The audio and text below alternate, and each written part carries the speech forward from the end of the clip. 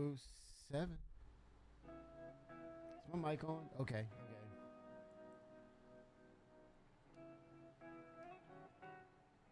Um,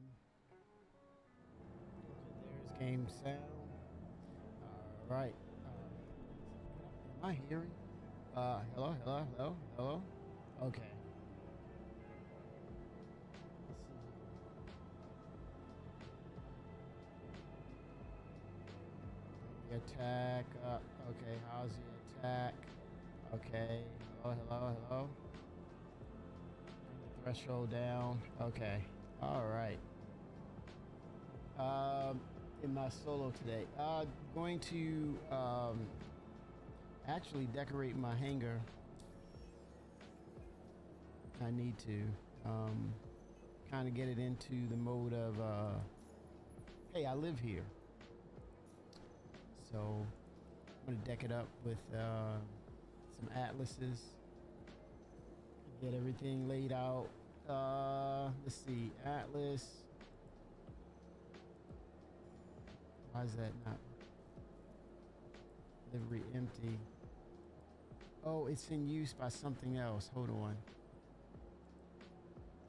Atlas 2 probably has it.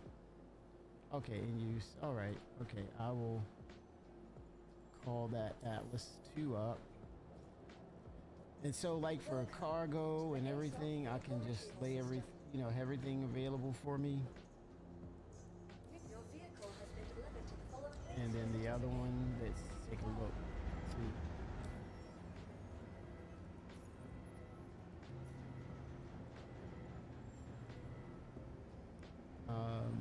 Atlas here. Monsoon. All right, let's see what that looks like. Atlas monster. No, I'm gonna keep it as it is.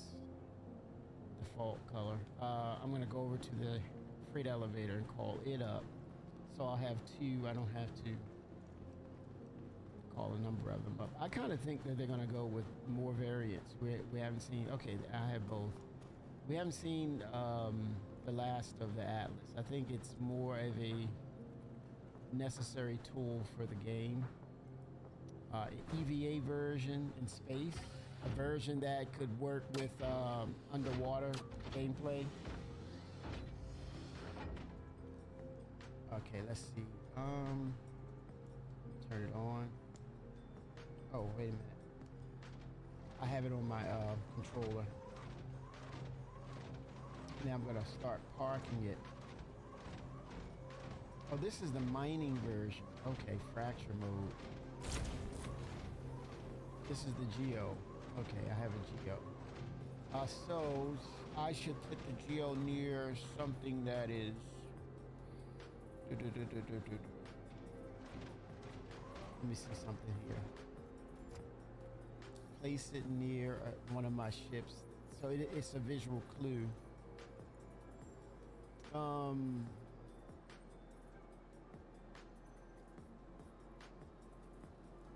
Corsair.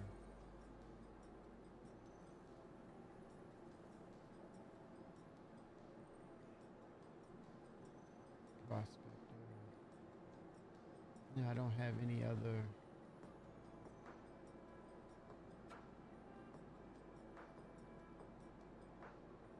Oh, wait a minute.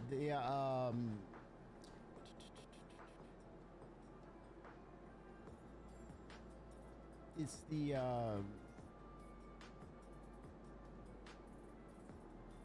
what is that?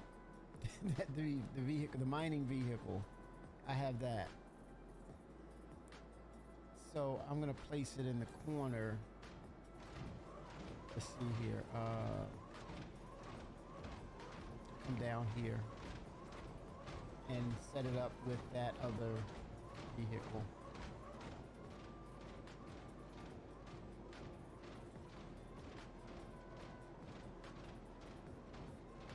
Okay. Wolf is a nice design ship. I didn't realize how nicely designed it was until I actually flown it and said to myself, my. Thought we didn't need another ship, but here we are. admiring the wolf. But definitely, I see their strength in coordinated attacks as a squadron, 6 or more. Okay, I'm going to set the geo here.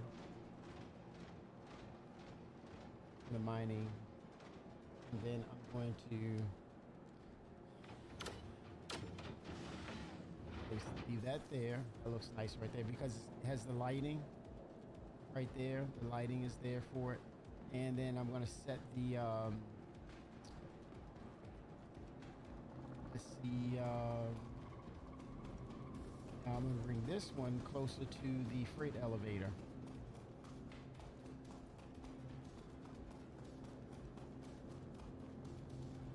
Yeah, I really hope that CIG take advantage of the Atlas's platform and, you know, produce things like a underwater submersible version, a zero-G gravity version. It would, I mean, we would buy it. I mean, it's a no-brainer. And you don't really need a lot of too much external gameplay to make it a success. You don't. You can make a submersible variant with modules you can change out for mining, farming, like for example seaweed, kelp. In other words, use the scientific name kelp. All right, medicinal drinks, food, sashimi, sushi. All right, so let's see. Do I call up? I gotta see where to call up the vehicles.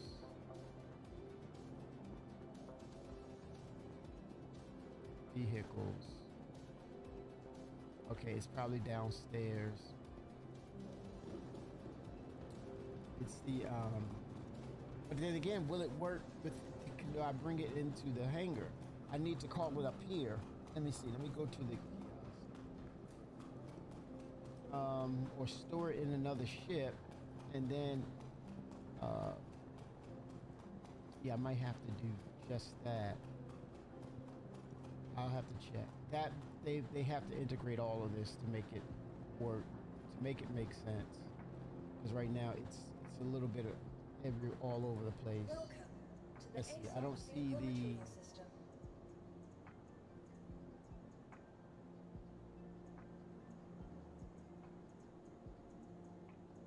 Okay, there's the mule. Gray Cat. That's it. The Gray Cat Rock. Gray Cat Rock. Let's do this. Okay, this works. Your vehicle has been delivered to the following location. All right. Afterwards, I think I'm gonna do salvage. Take advantage of the free flight.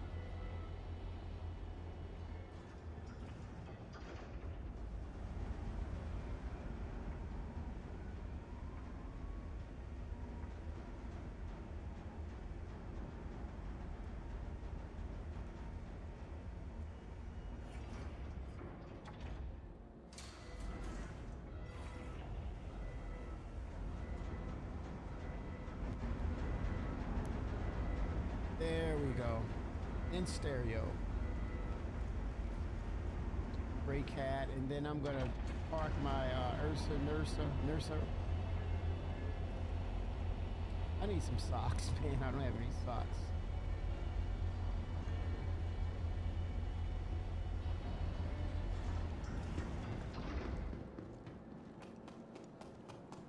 I'm gonna park it near the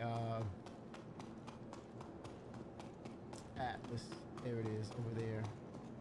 So that way it's the mining division side. There's the hatch.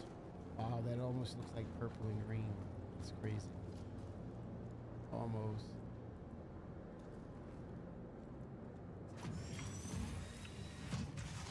Okay, Argo, man. Argo is quietly becoming the darling in the verse.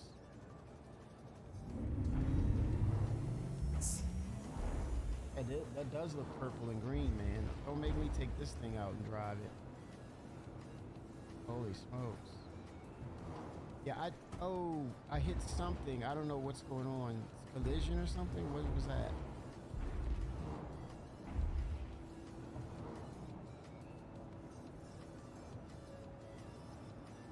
Let me spin it around.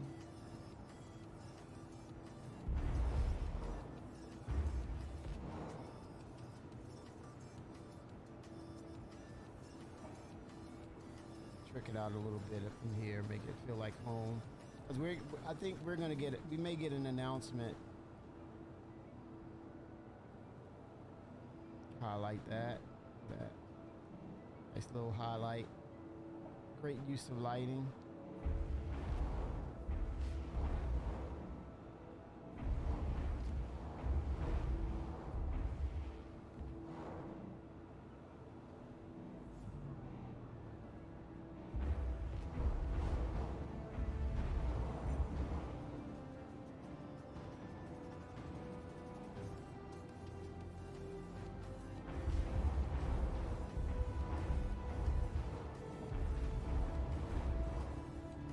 Nice. Systems off. Ooh, that's loud. Nice little showcase right there. There they go. So that lets me know this is the mining version of the Atlas. And I have the companion to mining right there with the rock. Sweet. All right. Decking it out, decking it out, decking it out, out. All right, NERSA is next. I'm gonna place it over in that bay where it says medical. I'm sure this is giving CIG not ideas, but saying, yep, this is how we probably want to align our hangars. Useful compartments and areas for storage. Especially for vehicles and companions to those vehicles. Welcome to the ASOP vehicle retrieval system. All right, nurse. Is it RSI?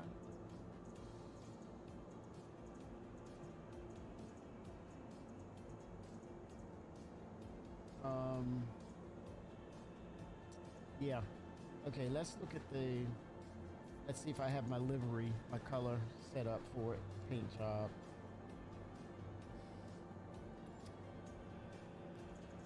Please visit us again. Goodbye. Vehicles.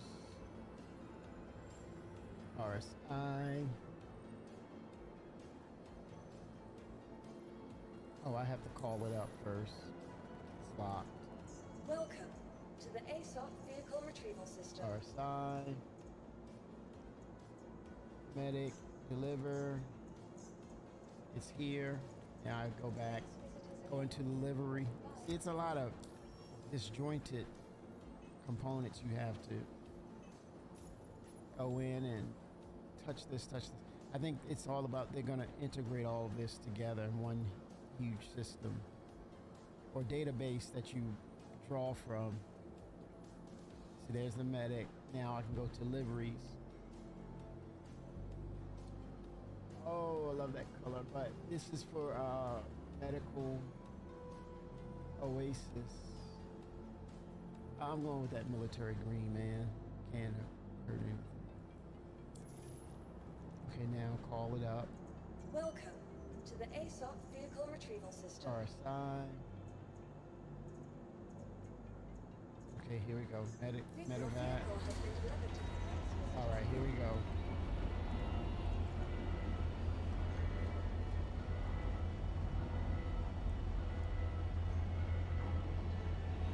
I gotta see what the wolf is in bounty hunting. Sure.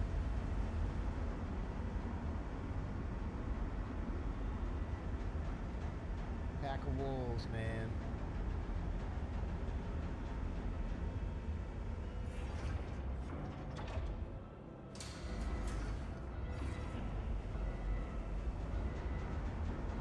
So the NERSA is gonna go right there. Medical bay area.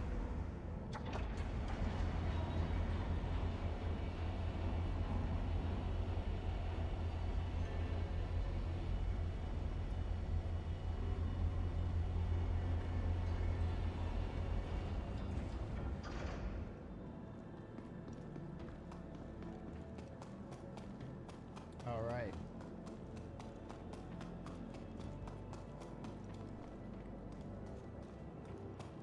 Riz, if you want to make some money, man, now's the time. Get the reclaimer.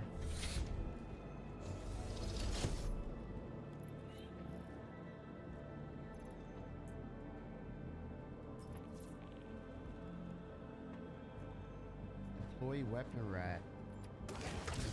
Oh, nice. Okay, okay then. Open storage. All right, let's just get it. All right. Ooh. There she is. I will go ahead and close it. Turn her on. All right. Woo. Look at that.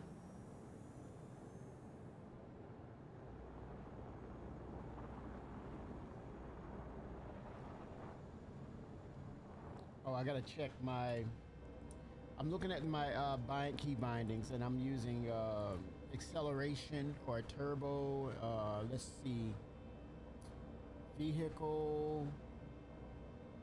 This is a great opportunity to make sure that the vehicle has the key bindings on them.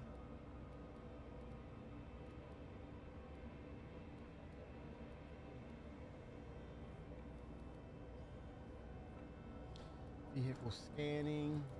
I think that's.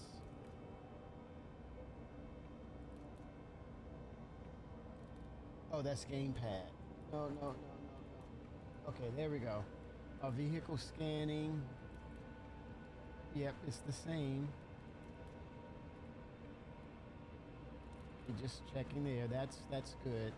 I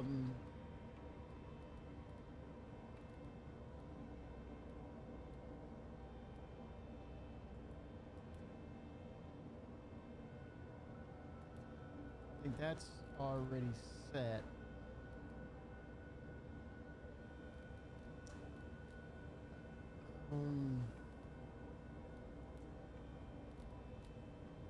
That's set.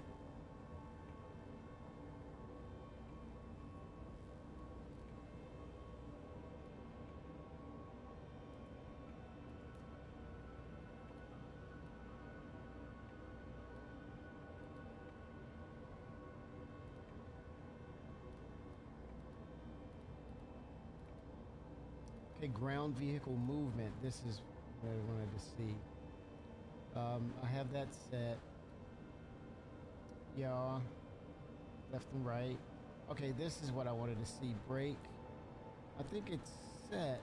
Yeah, okay, that's different. Brake and boost is right here. Okay, that is a little different. That's what I wanted to see.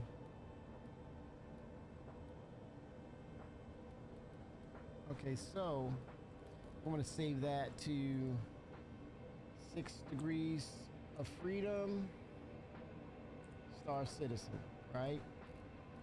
And now that's brake. Look at that. That brake works. Okay, there we go. It sounds like it's rolling over soil. That's pretty freaking cool, man. Okay, backing her in from a different viewpoint.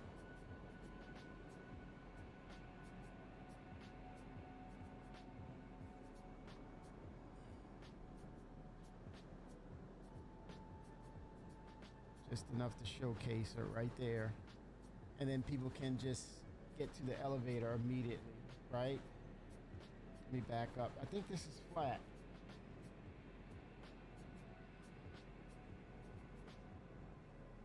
I love it. Power off. Oh, this is perfect. This is perfect.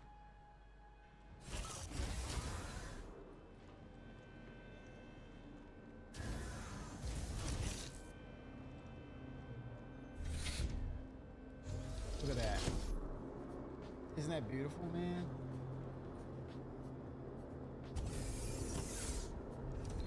Wow. Perfect. Perfect. Oh, I love it, man. Freaking love it. Okay, and then the cargo for the crates.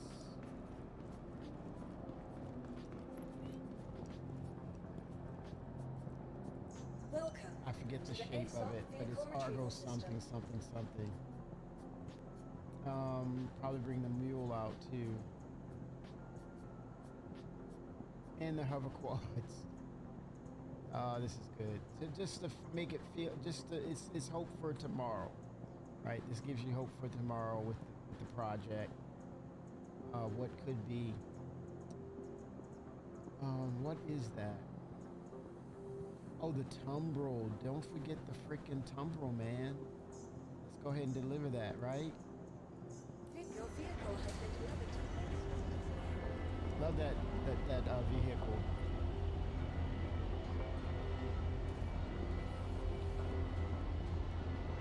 It's those Halo vibes, right? Definitely give you those Halo vibes.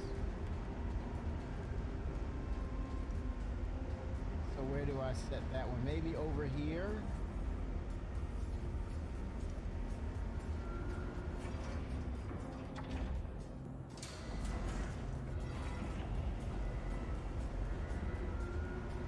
Yeah, the lighting has got to definitely change when you want to park your stuff and highlight, showcase it, make it feel more alive. Yeah, those little tripod lighting pieces. 07 Coffee, 07. Happy Labor Day, everyone. This is the mark, the end of summer is here. The end of summer is here, y'all. What a summer, right? Next month is CitizenCon. Okay, my voice calm down. Okay, how about now? Is that better? Can you hear me better now? How's that? I hope that adjusted it. Oh, nice. Thanks. Nice. So that was the right button. Oh, yeah, this is it right here. This is the one. 07 Coffee. Perk 8. Thank you guys. Thank you.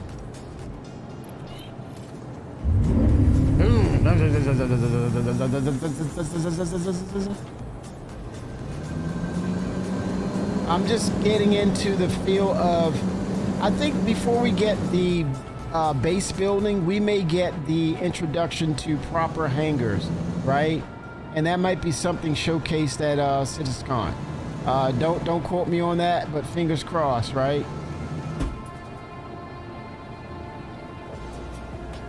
There's some collision going on there.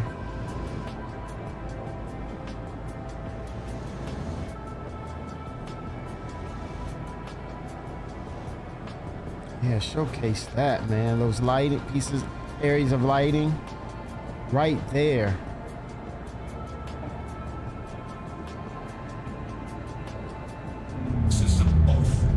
Oh yeah, Tumbro baby is in the house. This is wonderful. Look at that. She ready to go.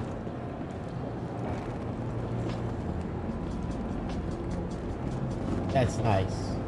That's freaking nice. I wonder why it was red. I don't know. It was collision happening or something. I don't know. I love it, Coffee. I love it. Halo, man. It's the nod to Halo. If it was intentional, unintentional, if it was intentional or unintentional, all I'm saying is thank you, CIG. Yes. And I think it's an ode to all the lore that I was about to say game, that story has. Holy smokes, I was blown away when I realized Halo has so much lore to it. It makes you wonder or have you scratch your head, why isn't it a much massive, a bigger franchise? I mean, it has a cult following, yes, but I would imagine with all that lore and story infused into it, I would have thought, man, this should have been 3-4 times bigger than what it is. Almost to the extent that where it not rival, but it was close second to what is that? The space with the space. What is that? That franchise? Henry Cavill's in it. Master Chief. You see my face though, man. That doesn't count. What is it? What is that big franchise Henry Cavill is going to be involved in? It does a lot of the game board stuff. I don't know what's wrong with me, man. I'm still trying to recover, rest. 40K, exactly, coffee. It should be right there, like really close to 40K with its. I don't know, man. Maybe I'm wrong. I'm speaking out of term right here. It's 40K, man. Warhammer. Warhammer is just woo, iconic. Iconic.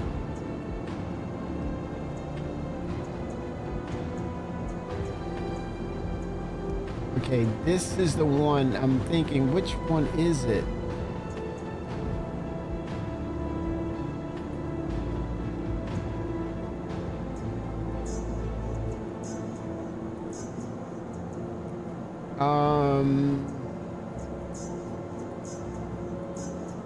I'll find out. Let me see. Please visit us again. Goodbye. Yeah, Warhammer is incredible. I mean, just the lore of it. Okay, so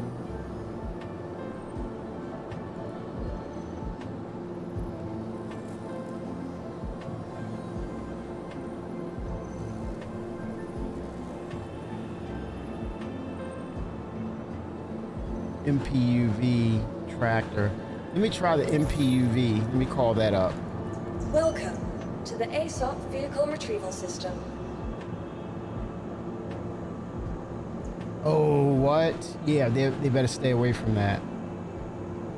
You know, the Overlords, you know, that I think that's the closest proximity that I've seen to Warhammer Coffee. Remember the Overlords back in the day? They were talking about these vigilantes that would represent the UEE.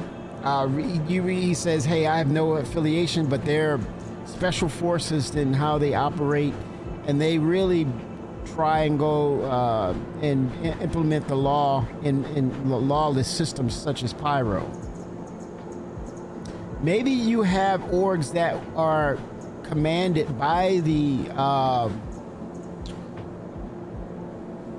by that group, right? And they pretty much you have a reputation, and then they start to recruit and commission you to mission givers or have you patrol areas, right? But you get paid for it, right? And so if you run into something, or as in real time is notified of crime stats happening in Pyro, but it's not a crime stat, right? You don't get marked like the UEE, but they mark it on their end, but you don't get the notification, and next thing you know, the Overlords are on your ass. No questions asked, like Judge Dredd, judge, jury, and executioner, because what you've done was a crime, but it wasn't you don't have a crime stat, but you have an unofficial crime stat. Ooh, I love it. Fight or die. That's it. That's the motto. Fight or die. Overlords. They're gonna be a pain in the ass to pirates. I love it. I freaking love it. Why not? Why not?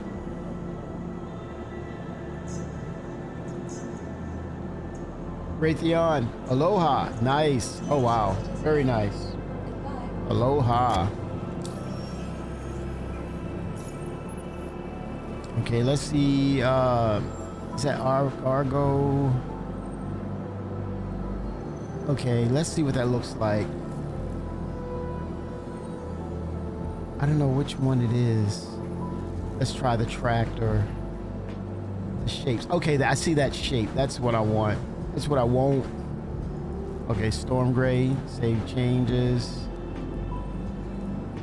Then the cargo version. Liveries. I'll do a Firebrand. All right, so let's start to call them up. Welcome to the ASOP vehicle retrieval There system. go that Argo.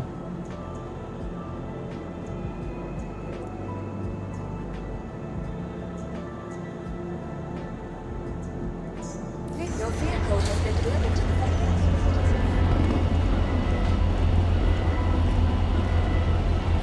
All right.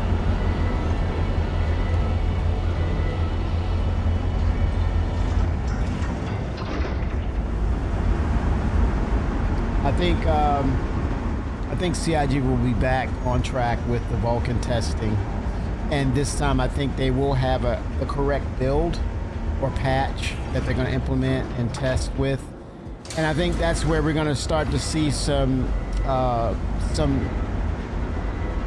gains in how Vulcan will help optimize the game and help take off load from between the GPU and CPU. One isn't bound. We're gonna see balances, but they're gonna push it as well to see what it can do. And all I believe is it's setting it up perfectly for possibly Planetary Tech 5. Not to say it's in regards to when will it be released, but more in lines of it's compliant and it did the prerequisite that will allow Planetary Tech to happen, right? Planetary Tech 5 to be exact. I think it's this coordinated attack in making the game better.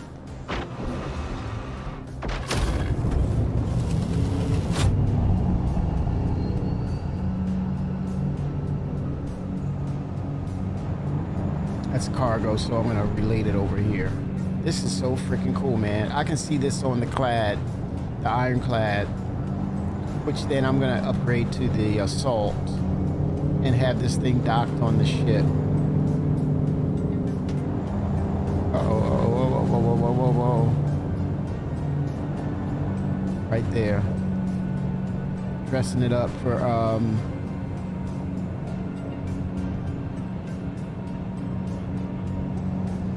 look at that, perfect. Look at that.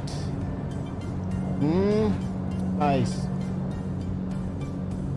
So the red represents the UI within the ship. Systems off. There's nothing like Star Citizen, man. Just these ship designs and nothing like it. I'm tricking it out, man.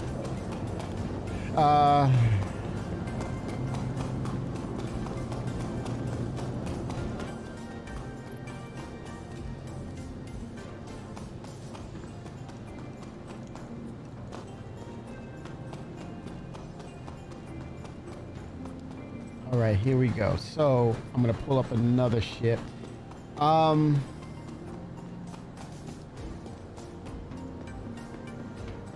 Noxes are nice. I wonder if I have a couch and other things in this. Welcome I'm gonna check my to the ASOP inventory. vehicle retrieval system. Then the mule. Drake mule. Let me deliver one, and I'm gonna check delivery for it. In other words, let's see, Argo.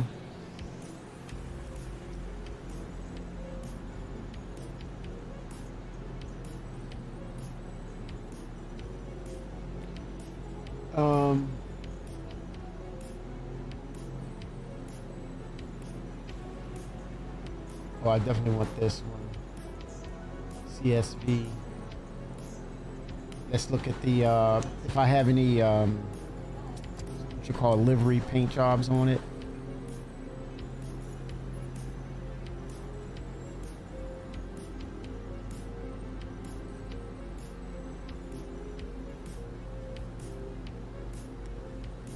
CSV. I think there's going to be a companion to this for the base building materials, right? Gray Cat. Okay, it's already equipped.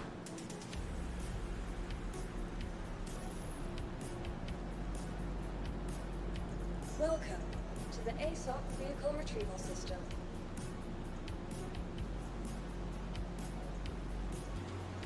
Okay, retrieve. Vehicle has been delivered to the following location.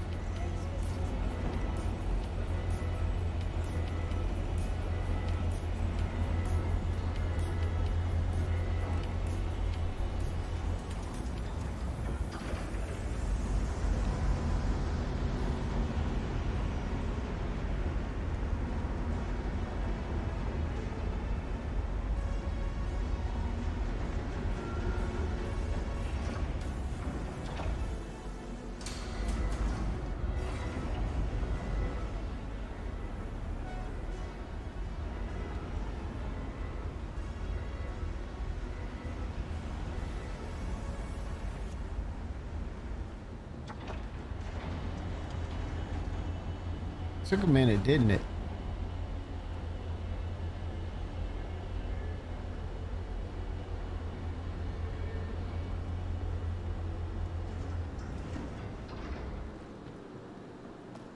All right, so, oh shoot, my ship over there. Oh crap!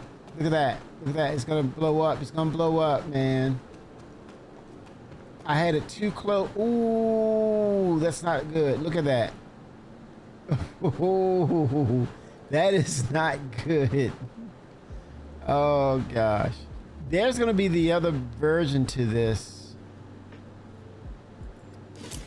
Poor ship. Okay, weapon rack. I think it's done. Yep. Destroyed. It was a nice place, but it wasn't in the right place. Into driver's seat. I believe this might be the second time ever getting into this. There's gonna be the BSD, build supply deployment. I guess that's the name of it.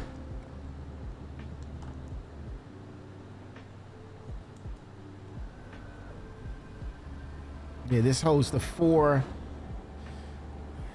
boxes for your small base building, right?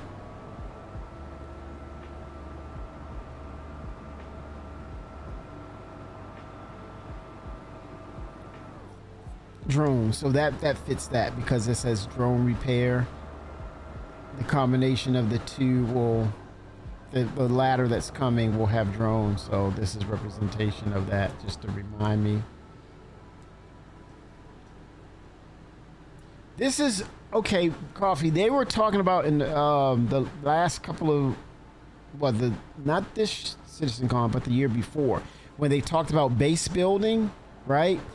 There's 2. One will have the drones that will build your small base, I believe, and this holds the materials. Hence those 4 SCU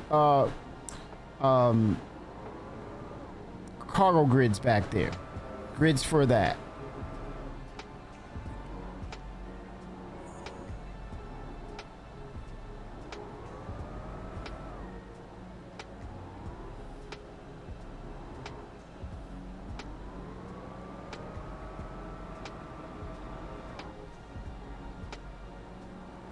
Yeah, so it's going to be a pair. It's not the mule. This is not the mule. No. It's the CSV or...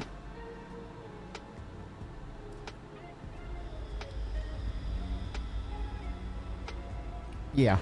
This will... They'll work in tandem. The other one that will be like this, I believe it's the BLD. It will carry the drones. The drones will deploy from the other vehicle and come over here and grab the materials and start making your small base. Shapasta 07. And that, yeah, it's a two companion set. This is for the materials you load on. See, you open the cargo bay and then you load up. You load up.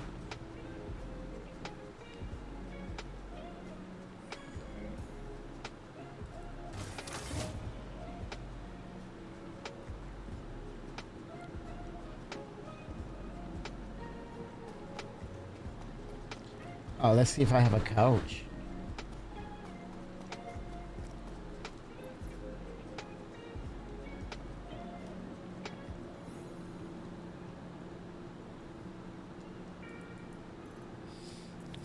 see what's in here. Clothing. I guess it's under other. What is all this? Oh, a double bed. Okay, okay. Skull lounge chair. All right. I guess I'll go to the inventory and pull it up. Constellation painting.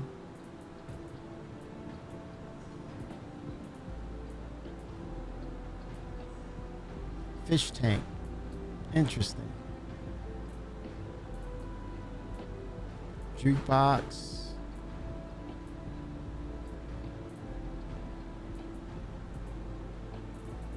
Okay, so let's see.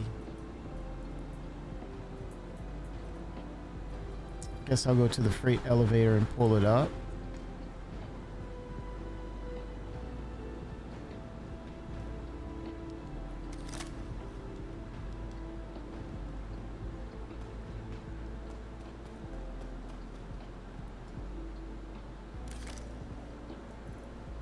So that's healing. Let's see what else I have. Ammo, attachments. Doesn't look like I have anything in my backpack.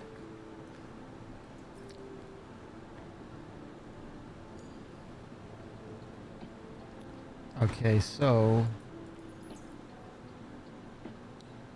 let's see what I have here. Bring it down.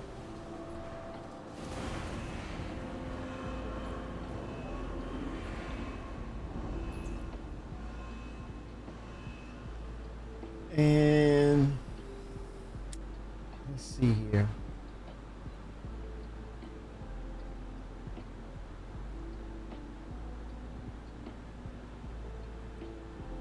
Okay, select all. No, no one to select all.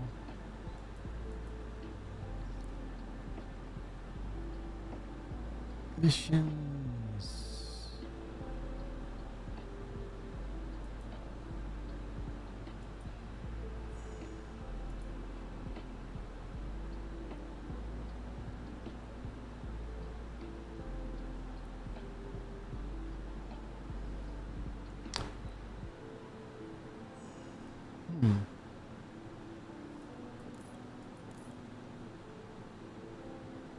Now those flare items.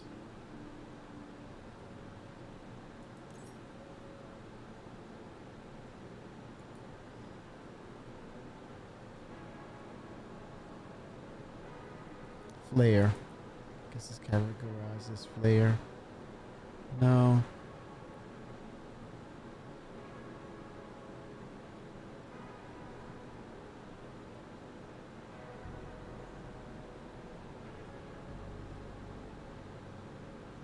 Other, all, let's see. Okay, here we go. We're looking at something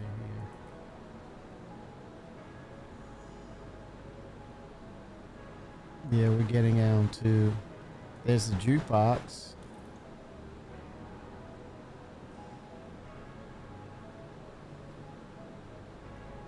Fish tank.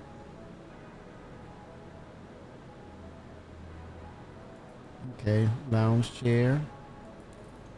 You can use that. Double bed, move that.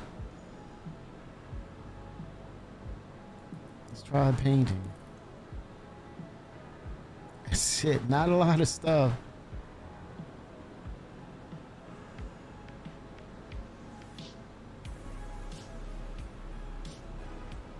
F8 holographic flag. Your current exceeds. Okay. Okay, exceed the capacity of the elevator. Okay.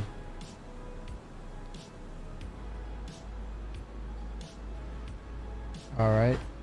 Bring it up. Yeah, they did say that they're all full on with CitizenCon and of course Squadron 42 Shimposter. Yep. There's going to be nothing yet in that regard because they're moving forward, man. They're trying to get all this stuff organized and Yeah.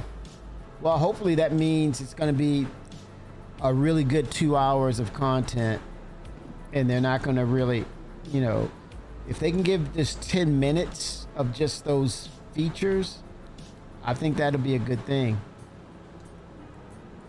Good, strong content, 10 minutes. I think that could really work well. That could work really well.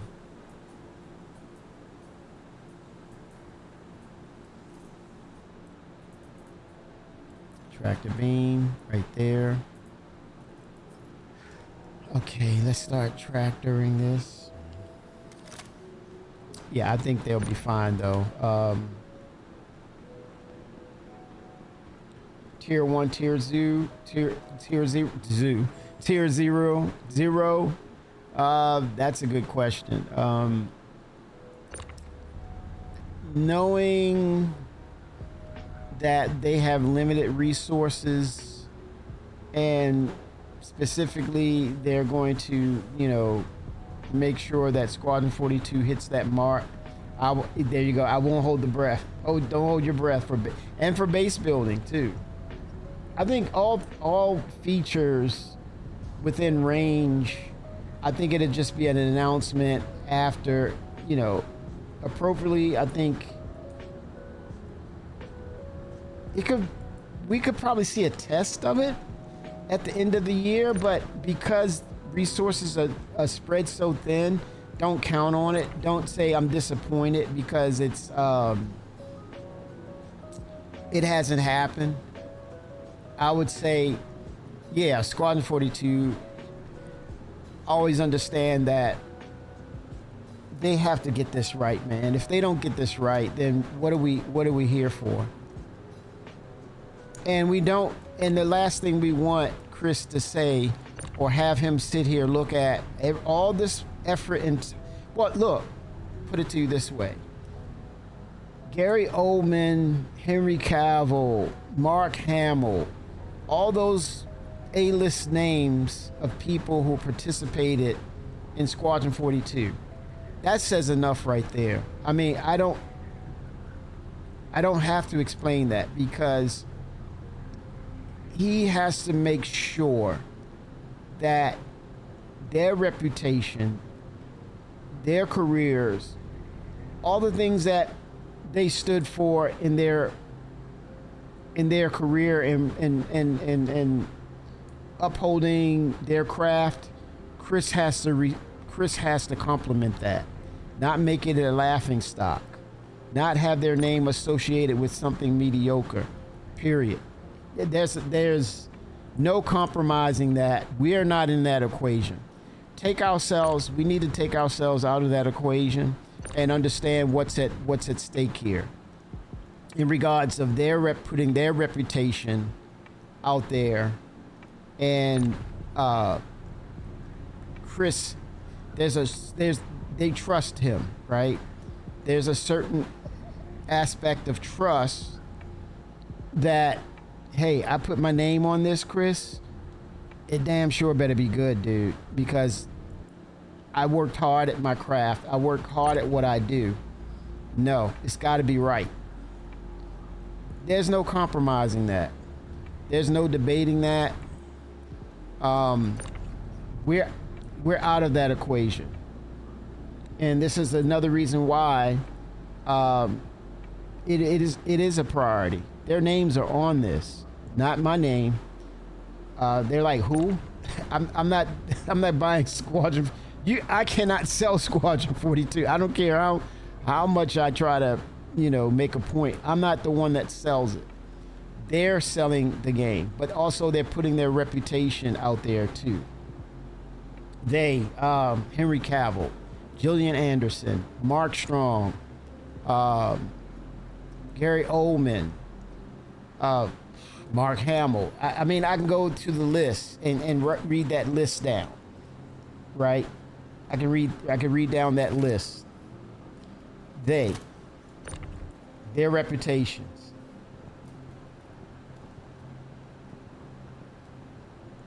Oh yeah, there will be, but that's called gaslighting, Coffee, because then they really got to bring up something valid, not petty. It's got to be valid and not petty. Because then it'll be called out, or it'll be overlooked like, what is this? What is he talking about? You know, what is she talking about? It's got to be valid. But, you know, they get to hide behind a computer and just say what they want to say. Right? But it's got to be valid. If it's not valid, I'm not even, doesn't matter. But I don't know. We just see if it's there. If it's not there, it's like, well, it's just as Coffee said. There's no base building. He was right. Or wait a minute, they put in some overtime here and really got this thing dialed in. It's just, if we see it, great. If we don't fret. Why can't I move this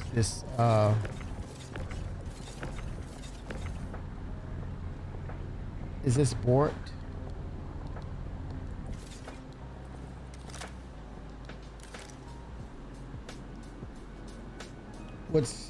What's finding the holes, Impasta?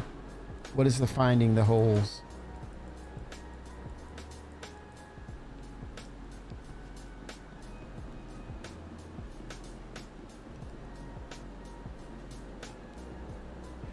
Oh, how players react with bases.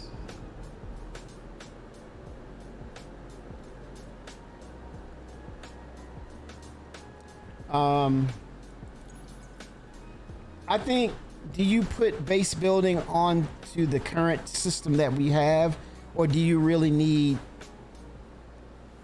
the inbound or the needed structural changes so that it supports base building much better? I think that's that concept of the cart is pulling the horse. That's one of those things I'm like, I don't know. It makes you wonder. You want to be careful about, where's the poster?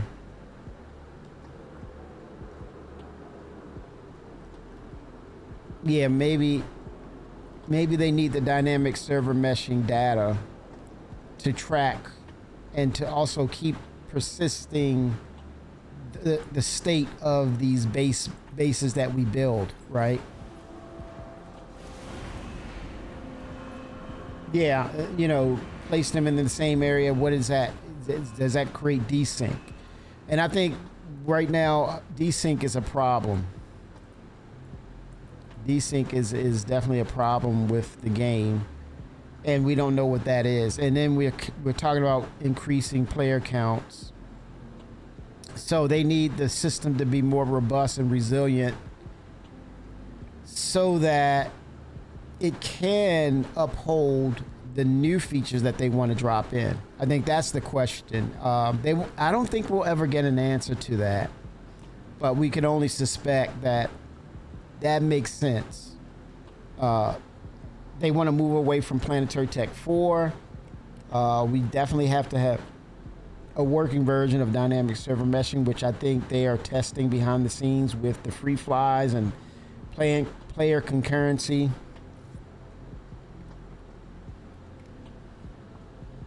That's speculation, right? Your statement is definitely speculation. That's to say, in the same breath, I can say, if they have the bases and they have, yeah, I mean, which is fair. It's fair.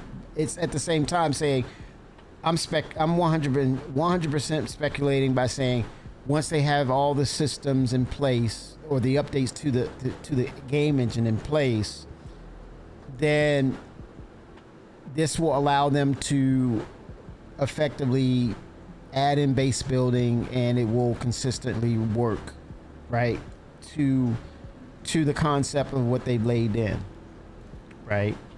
That's speculation, because as we know, we get updates and patches and hot fixes constantly due to the fact that things aren't working right or things that needs to be adjusted.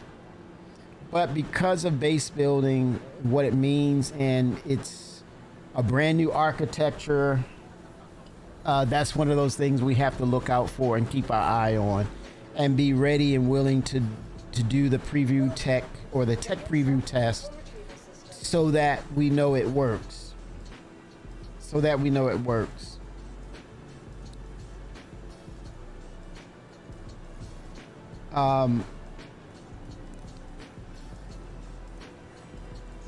It's got to be a thing of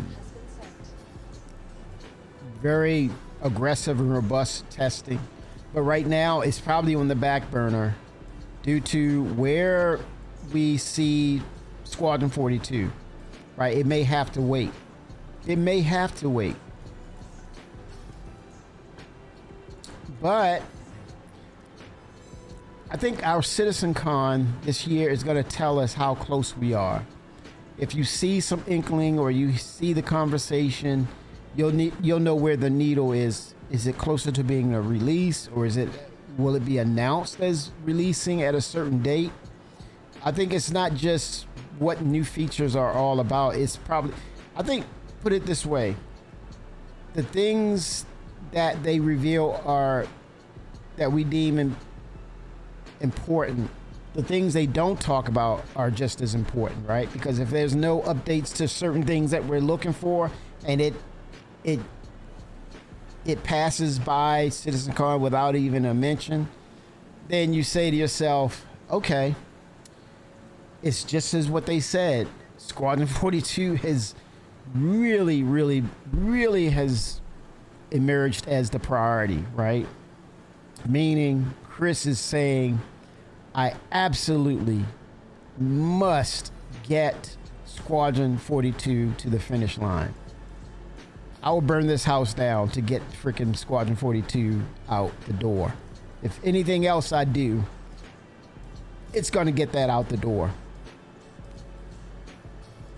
And I can't, I mean, it's hard to disagree with him. It's hard to disagree with him because if you understand the history, then you are in the know. If you say otherwise, I would have to question, do you know the history of what happened in order for us to get here right now? There had to been a catalyst for what you're seeing now. And with that said, the catalyst is and will always be Squadron 42 because it's history. It's history. And there's no looking past it. Unless you're not informed, then it's easy to say, no, man, it's not important because of this, whatever the reason.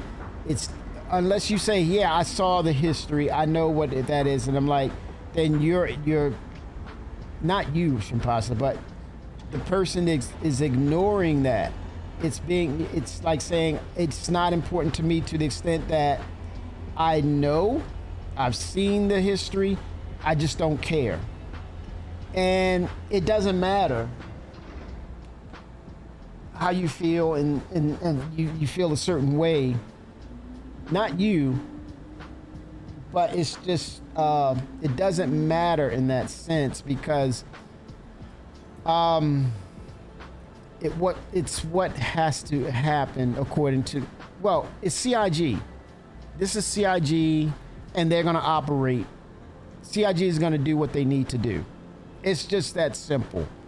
And it's nothing that we can say or do to sway Chris from not bringing out Squadron 42 out the door, getting it out the door first. There's nothing. There's nothing that's going to sway him from getting that product out the door. And there's quite a few of us that says he's doing right. So it's going to happen.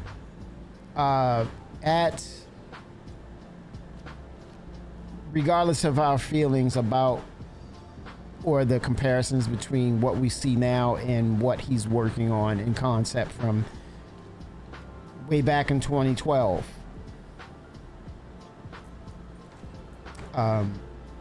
it's going to happen.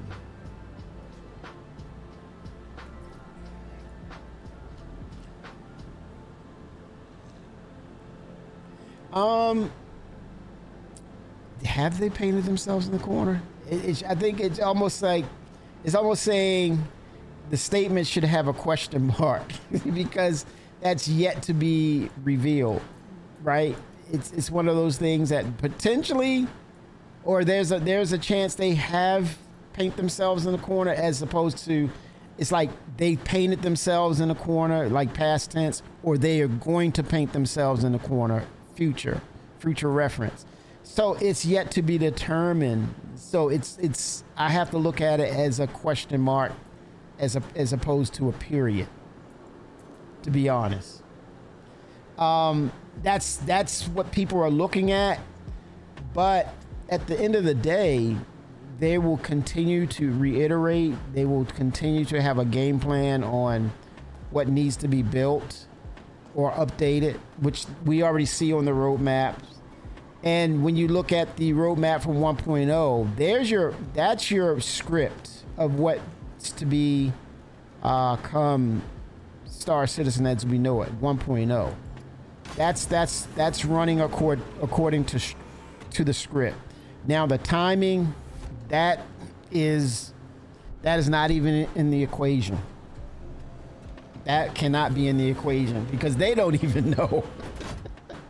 They don't even know, but they're moving it according to the script. Now, granted, things, like in Hollywood, you see like things like Saturday Night Live and things, or movie, things go off script and it turns out to be some of the best things that ever happened for a movie. Same thing with the gameplay aspects. One of the things that made Star Citizen what it was a dev came up with the planet tech traveling from planet to planet, right? That wasn't in the script. It was something he or she came across and made that possible, right? That changed everything. That wasn't according to the script. Even Chris said it. It was like, it was more elite dangerous. You go to the planet, the location, regards of the cargo, you only have that first person screen, you have some cut screens, you do a little interaction, UI interaction, and you move it, you keep it moving. Hello, Star Citizen. But when that tech came out by one of the devs, it was off script. Why would you be worried about No Man's Sky? You have options. That gives you options. Don't worry about the No Man's Sky. Just say, thank God for more space games. That's how I look at it. But there's a word for that too, Shimpasa. That's called healthy competition. If you have any doubts that if CIG needs to get off the stick, then No Man's Sky is saying they can sit back and bask in their own laurels if they want to. They can sit back and Chris, as he is notoriously known to look at other potential, I wouldn't say rivals, but other genres of video games out of respect of the craft, because he's a craftsman. You don't think he's looking at No Man's Sky and says, what the hell? When did they come up with this? Hold on. Where did they get that from? All these things are running in his mind. And he's like, I got to talk to my leads. They are coming up with multi-cruise ships and we are just scratching the surface and we don't have engineering out. Hold the presses. Okay, what's going on here? He's going to start investigating and saying, okay, how far are we from this? How can we fast track this? How can we get it in the hands of Evocati and testers? Okay, I need some timelines here. You don't think that's going on in Chris's mind? Holy smokes, man. That's his job, but that's his job to do that. He can do that, not at his leisure, but that's him ensuring that Star Citizen stays ahead of the curve. But it's not a thing that it's scary, it's healthy competition. Um, yeah, I mean, it better be dense with updates. I think 2 hours is enough. I think when you look at, when you compare it with the in-person CitizenCon, granted, it was great. It is great. It's fun, but it's fluffed up with community interactions and offsets of meeting up prior to and just hanging out. And you have props, you have physical props of things just to draw your eye to it.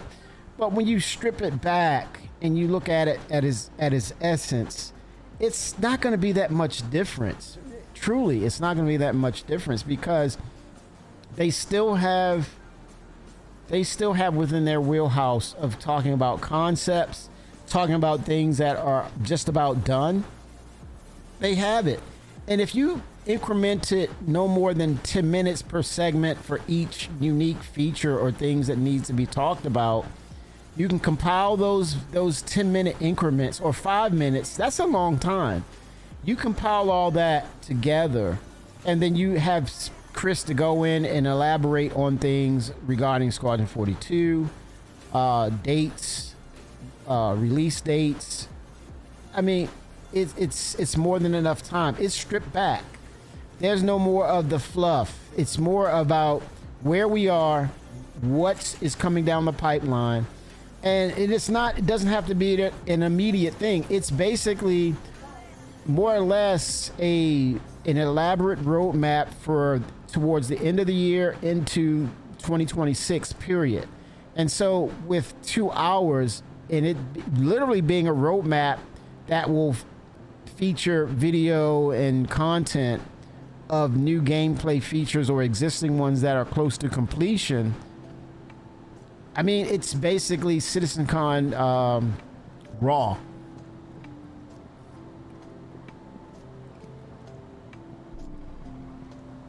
No, I don't think it needs to be Squadron 42 heavy because that's the advertisement campaign. That could be offset right there. So it would be redundant. I think you need to have a separate entity for Squadron 42, which is why the Calders backed. Well, they backed because they saw something of value, but you're talking about you have multi-million dollars for advertising campaign to start towards the end of the year and the beginning of the year or post CitizenCon. So there's no need to go heavy on Squadron 42 when you have a actual campaign for all of that advertisement campaign. But there's enough of content for them to actually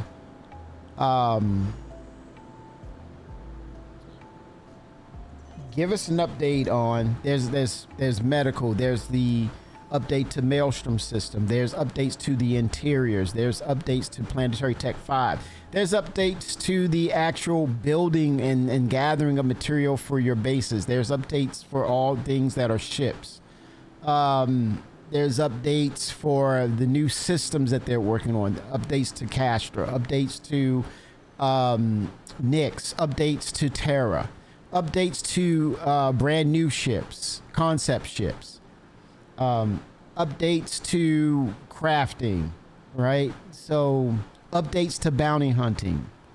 It's so many things or directions that they can go. They'll fill in those segments with no problem. I think it's a good opportunity for them. If you look at it, they have a great opportunity to put some minds at ease, but at the same time, show that the road is towards 1.0. Updates to dynamic server meshing, which they can announce that at the end of the year we're going to get a tech preview. That alleviates a lot. That alleviates a hell of a lot. People will look at it and say, well, damn, dude, You mean to tell me we're gonna have a tech preview on Dynamic, probably as well as Nyx? Maybe, maybe not.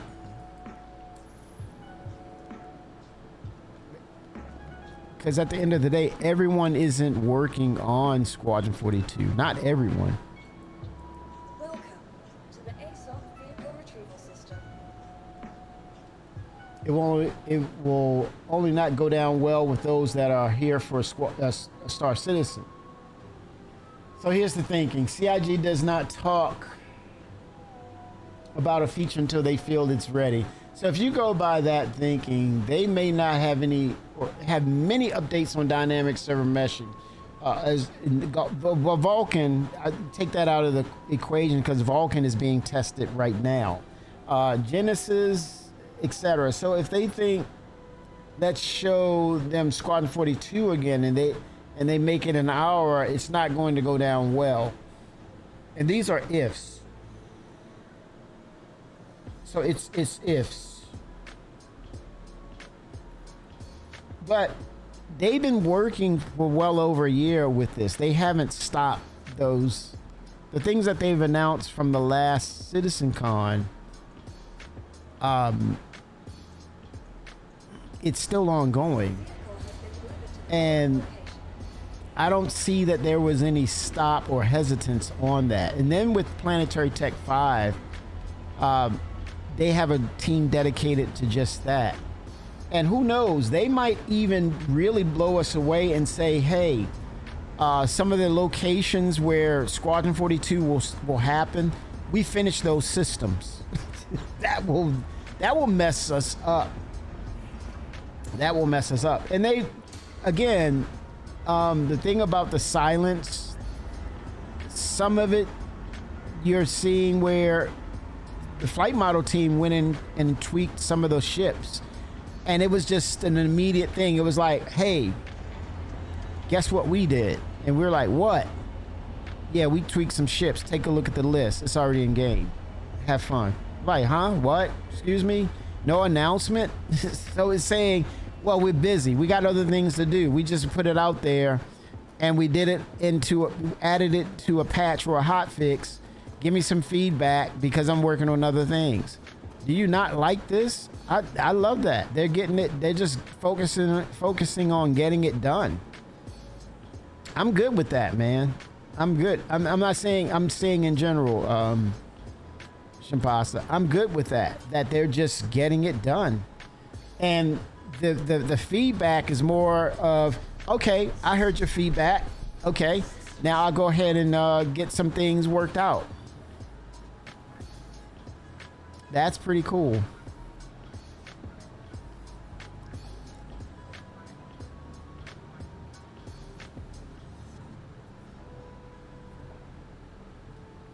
I'm digging that.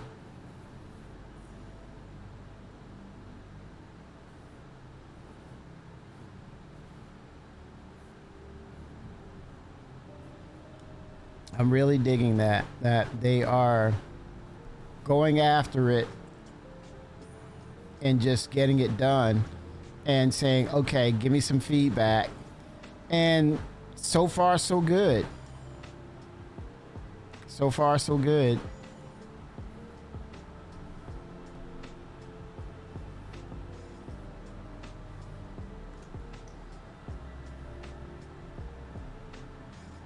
This thing is speedy.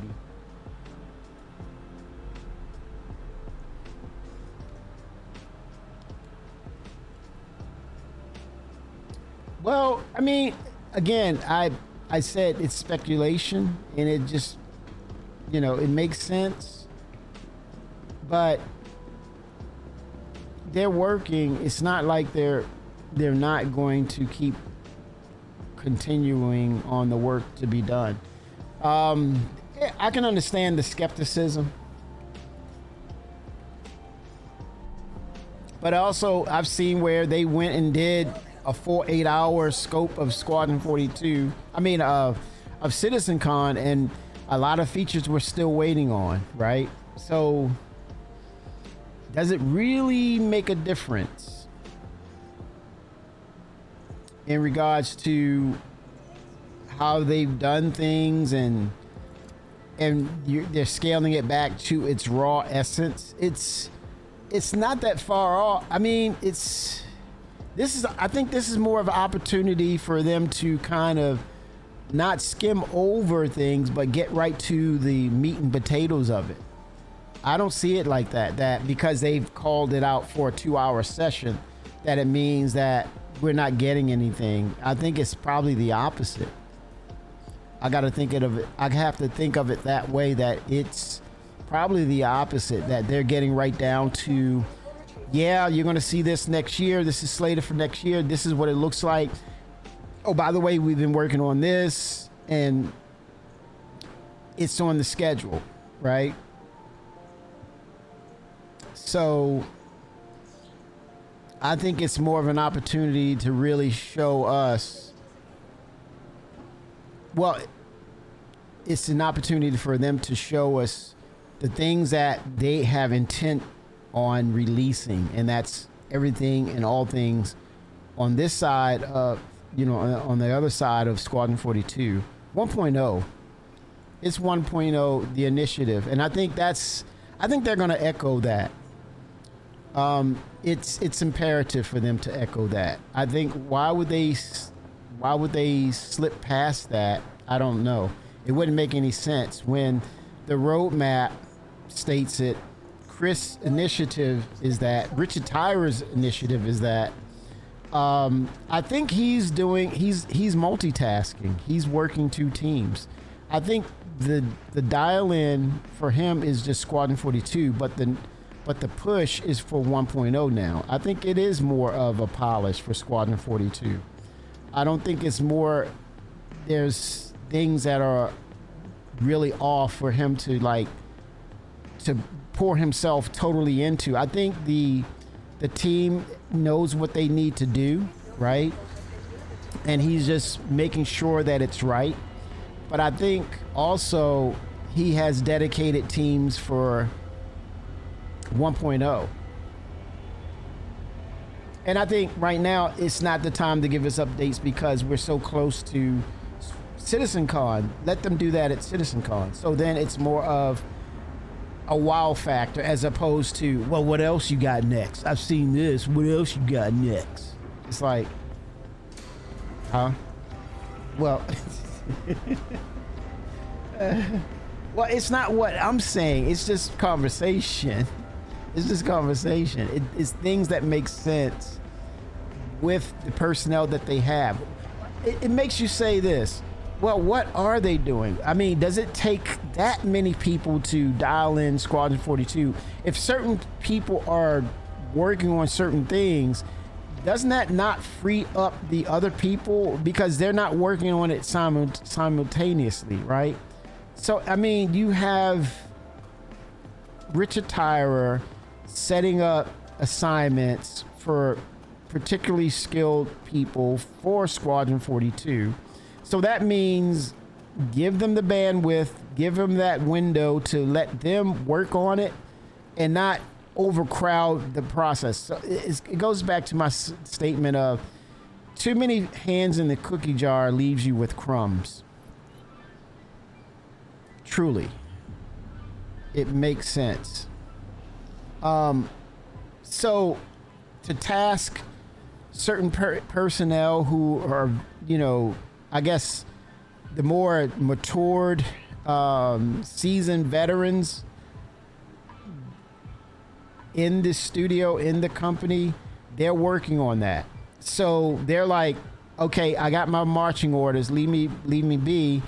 I work well. You have those great workers that are self-motivated, that don't need supervision. Once you tell them what to do, let them work, let them cook.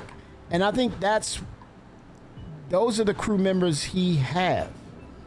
And so what does that mean? Naturally, with that many people working, that also says that those number of personnel are working on something else, right? So yeah, it's not a Keystone Cop moment, if that analogy resonates. The Keystone Cops. It's like, hey, everybody, let's go over here. Whole crowd of cops just going this way. Oh no, let's go over here. That's what it's like. It's like it's almost like describing that there's a key stop, I'm tongue tied, a Keystone Cop type of dynamic with them, and it's not. I think it's more of people who can manage their own time. They're self-motivated. They work better alone. You say, okay, I need this, assign it out, assign you, and you trust that they're going to do it. And then the other people are saying, hey, what else do I work on? Oh, you're over here on Planetary Tech 5, da.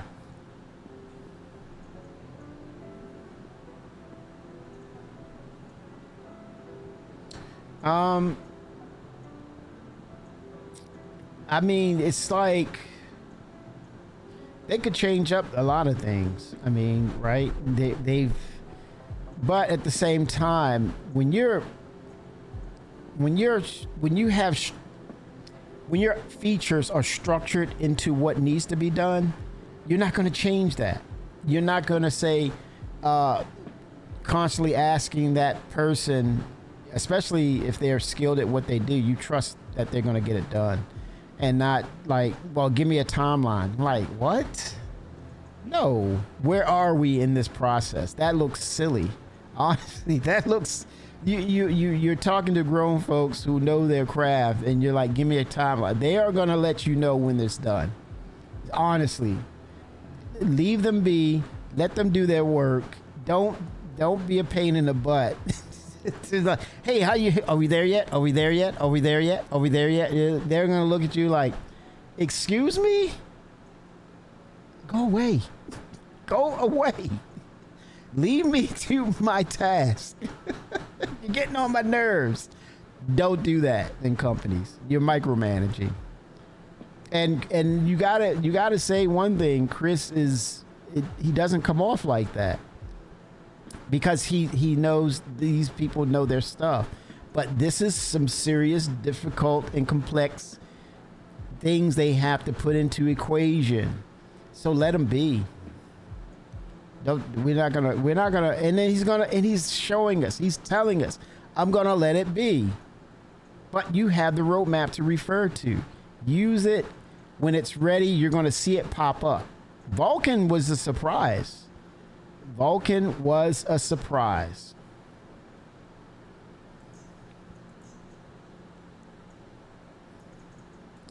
Yeah, they let us know when it's ready. But they're not going to let us know what they're doing at the moment. And they've shown us that.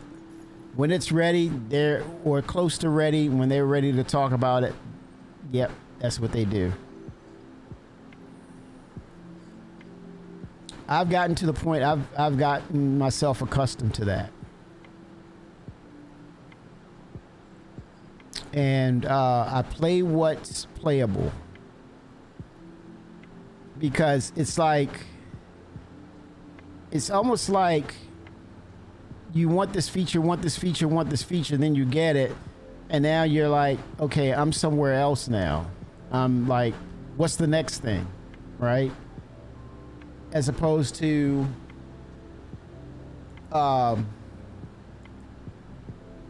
okay, I'm playing what's playable. Oh, that's pleasant. That came up. That's different. That's new. I'll play that now. Vehicle retrieval system. As opposed to always asking them, when is this? When is this? And then it comes out, well, I'm not too happy with that. That potential is there too. So I've gotten to the point where I kind of keep up with what's going on. Continue to play what's playable, and anything new, it's like, oh, okay, this is cool, this is new, or that's not what I thought that would be. I thought this would be a little different, but okay. And they'll do tweaks. But I think we're going to see the inventory system.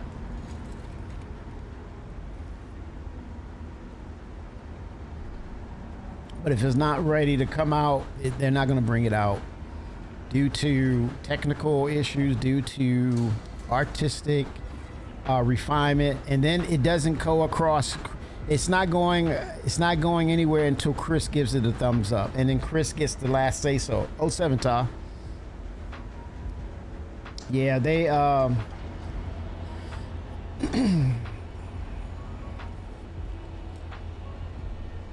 I think looking at their structure, that's where the project managers come in. And the project managers make sure that they're good if they need anything. And once it's close to where it needs to be, and let's say that the devs are confident with their work, they're going to talk to the project manager, and then they're going to add that or equate that into their meetings. And it's going to go across Chris's desk on that list of things he needs to see.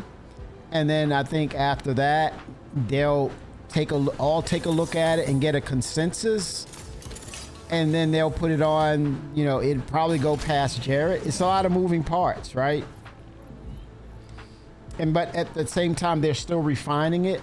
But when they get into a state where it's ready, that's when Chris gives the okay. Okay, we're good, man. It's really, really good. And we'll get the update then. And then they'll start the testing. They'll start that wave of testing. So it's probably a lot of moving parts to the process, because now they have a set process. And I think when you talk about giving updates, people don't, unfortunately, the community do not, they don't hear the cadence. They don't hear the communication. They hear sometimes what they want to hear, and it doesn't come across right. It's more of, oh, let me move this back a little bit into the light. It comes more of, hey, this is this, and then it becomes something else. So in the interpretation or the domino effect of communication, it turns into something totally different.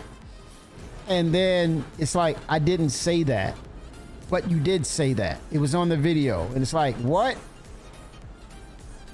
Yep. So they got to make sure I's are dotted, T's are crossed. And literally, once it goes across Chris Roberts' desk, then it's really coming out. And that's why communication with us can get so misconstrued. Seriously, it gets bad. And they're not going to... Oh, shit. Oh! Okay. So I definitely understand the cadence with communication. Because it can go south easy. So they're going to let that be, and know that once it's ready, then yeah, they're not going to do too much. Ooh, I don't think that's going to change anytime soon on their decisions on these updates, because then it's like it comes across, the communication can be misconstrued easily. They're not going to do that.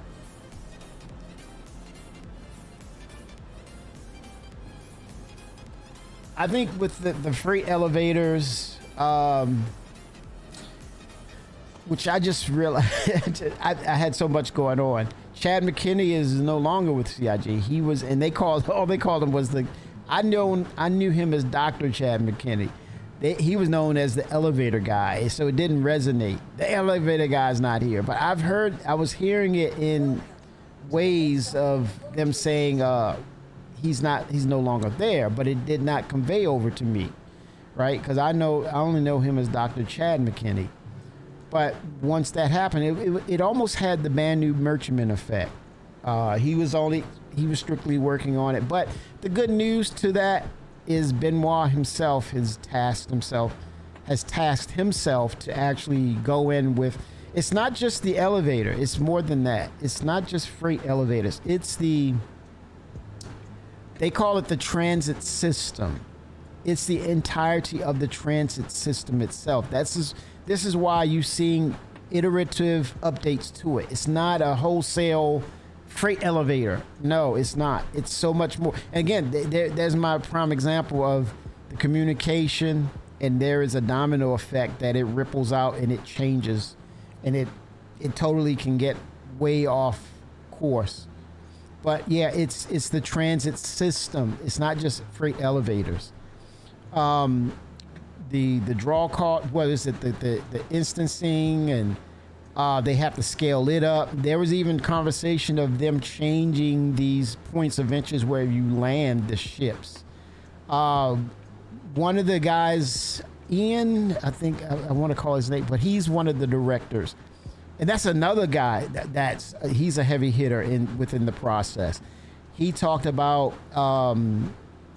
I can go back to the video where he was. They're changing the landing zones for the imminent scaling up due to dynamic server meshing and the calls that's going to come from how many people are instancing these hangars and such. So it's more far-reaching, and they've said this themselves, which I totally believe it. Because one point we were at 50, we went to 100, 200. Now we're sitting at 600, and I think that we're about to expand up again. I think the sweet spot for them in regards to 1.0, I think it has to be 1,000 per server. I think that is the narrative, to get at least 1,000.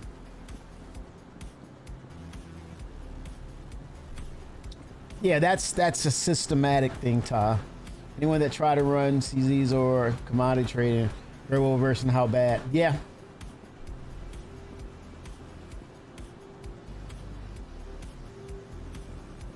Well, that's an iterative update.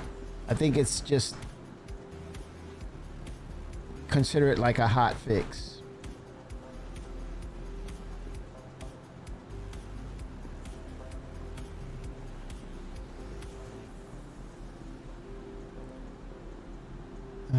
Let's see. Do I get all? Oh, the mule.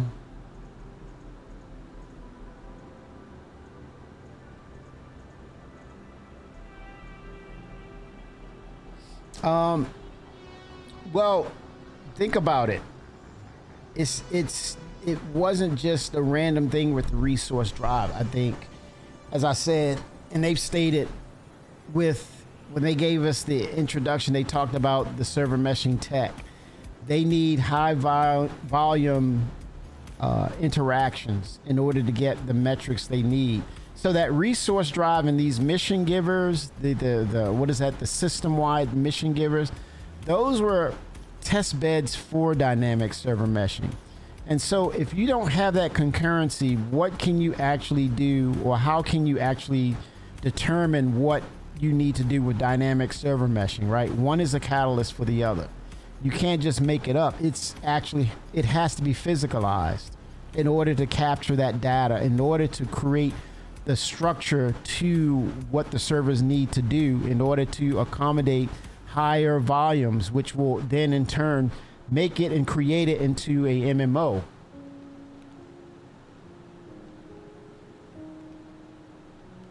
Correct. That's cause and effect. You have to have that in order to create the parameters for your engine, Ty. That's you need to have that. You need to have those failures, because if it worked, then you're saying, hey, we're ready to go to dynamic.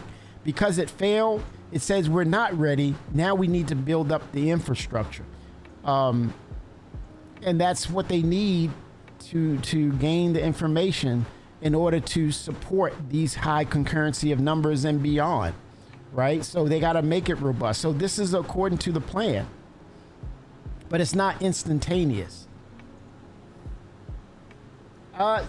They has to acknowledge the community when we let we tell them that it's broken. They're probably working in the. They can be. Is it okay for them to work in the background? They get those concurrencies, and they're working with a number of people for the network, the physicalized network, the database, the database itself.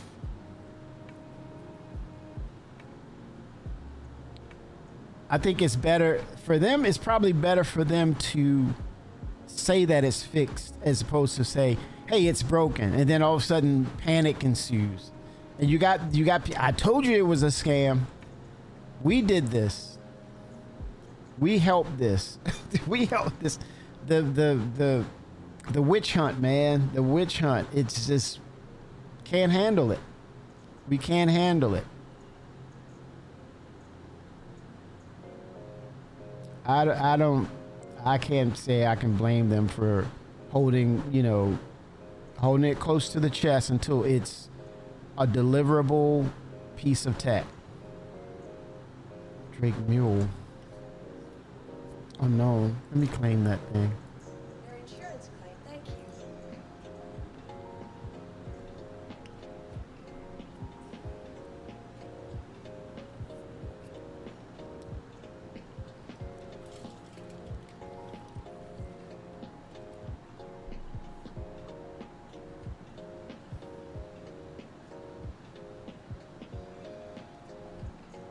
But then they had higher concurrency, right? But that's okay. What it's cause and effect.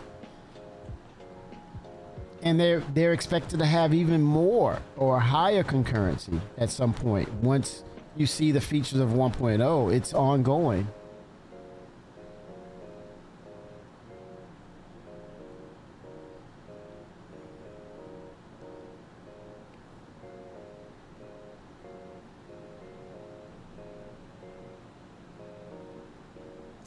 There's a disconnect. Your vehicle has been delivered to the following location. And that's something they'll learn. That's something they have to learn and work through.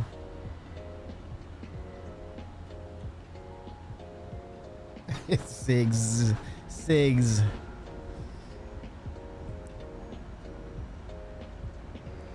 Yeah, that's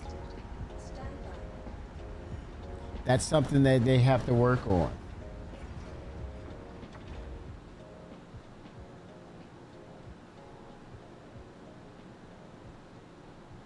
Have an internal test team to verify bugs. And I think, didn't they reduce the QAQ team?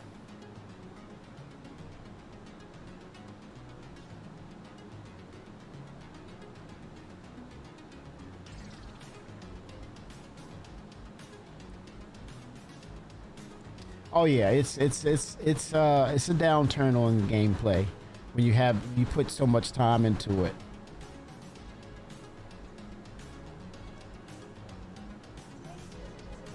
Yeah, communication breakdown, Welcome to the ASOS and that's so important. That's the key.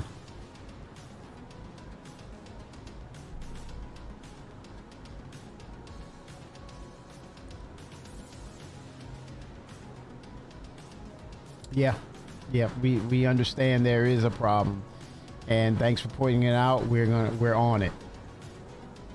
We don't have the solution right now, but we're on it. Your vehicle has been delivered to the following location. Please visit us again.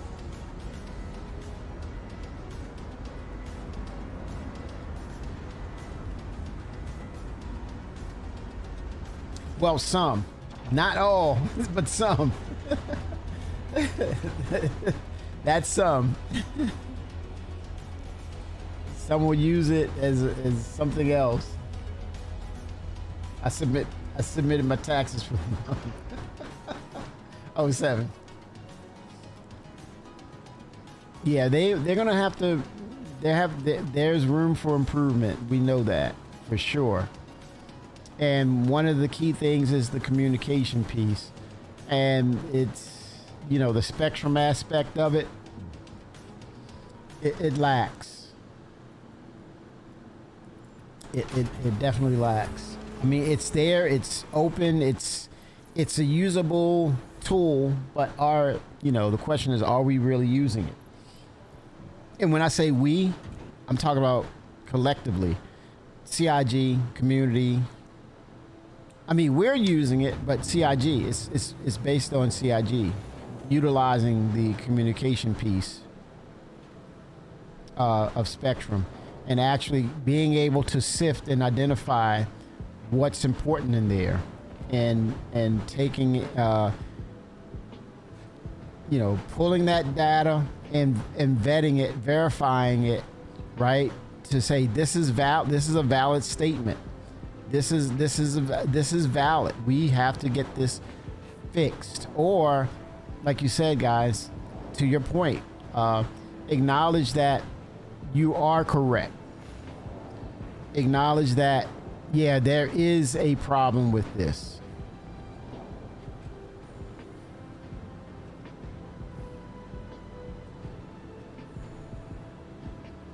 But they need a dedicated person to maybe just go in and sift what is what's valid, right, as an actual issue.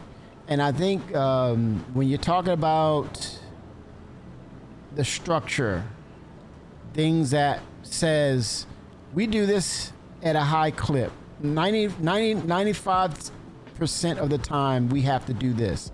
And so all things that are related to travel, elevators, that should always be on the radar, always.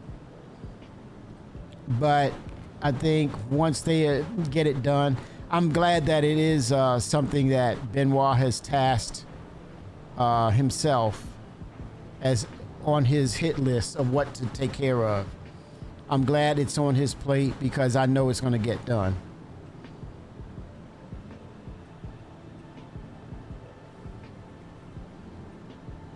Because it's been a minute, or let's say, is that saying it's been a minute? It's been an hour.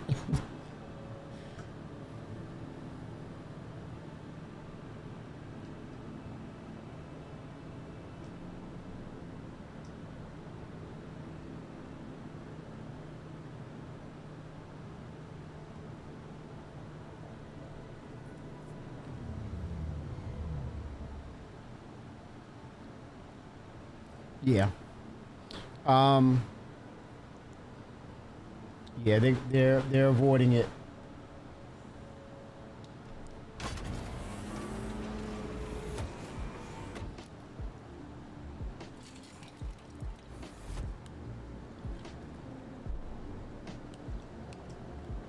Maybe have a show called The Hit List or the what is that? Public Enemy #1. CIG's what is that? Bounty. You know, when you're on that bounty list. We don't need shows. Well, I mean, it is what it is. I mean, it comes across as communicated easily, but just an acknowledgement to say, hey, this is on our top 5 list. Have a top 5 list, or their Spectrum announcement. Okay, fair enough. A Spectrum announcement. Hey, this is on our, some of the devs that do the patches say this is on the top 5 list. This is still currently on the top 5 list that we're working on. Top 5. Now everything but then it could be a load of information that comes from it that floods out and it's like, okay, this is probably a little too much. I can see that, but a top 5 list and see how it goes. But that's not my call. But I think CIG is stuck on, hey, when it gets done, we'll get it to you.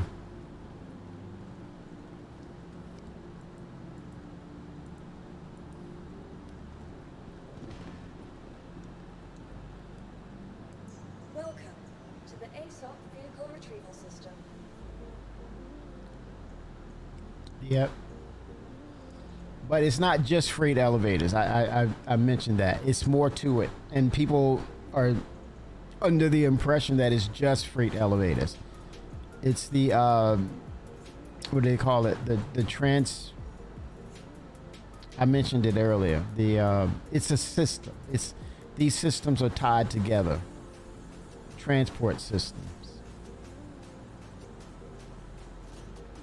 And one of the things Chris said about 7 years ago, prior to going to the UK, in 2018, he said this entire system, or that system, freight elevators, the tram system, the calls to land for landing, ATC, the AT system, which also includes elevators and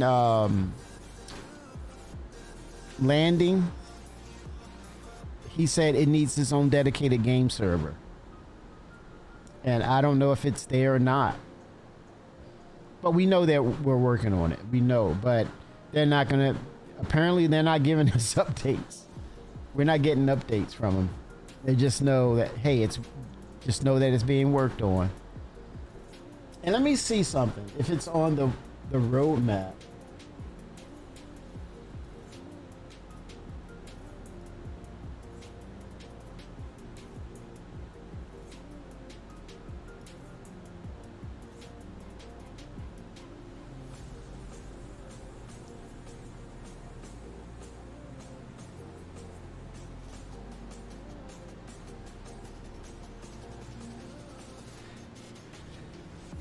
Excuse me.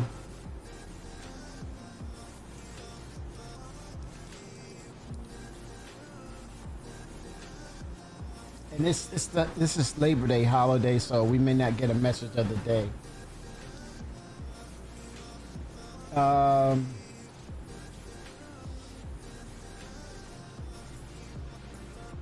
me look at the roadmap and see.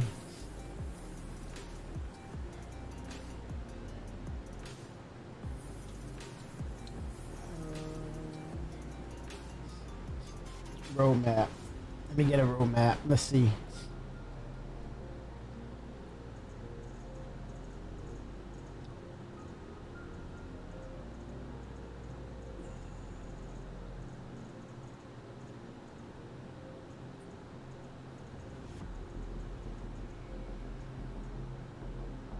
Okay, L2.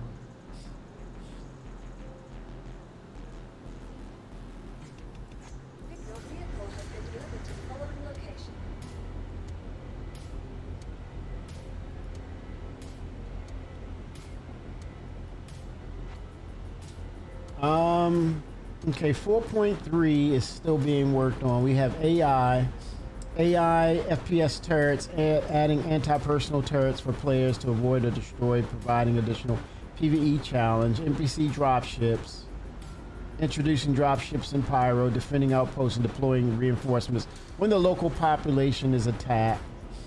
That's tentative.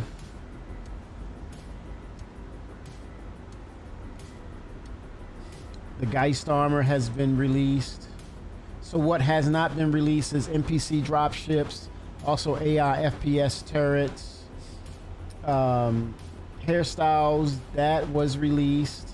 Tentative is new hairstyles 4.3.1. Then there's the heavy utility armor, tentative. Core tech released, ladder improvements, dynamic snow. Okay, locations, 2 entries. Onyx, that has been released. Onyx Facilities 4.3.1 expands the Onyx Facilities with the addition of the Science Wing. Arkham Valor invites players back to the network of abandoned research sites scattered across the Stanton system, hidden on nearly every moon.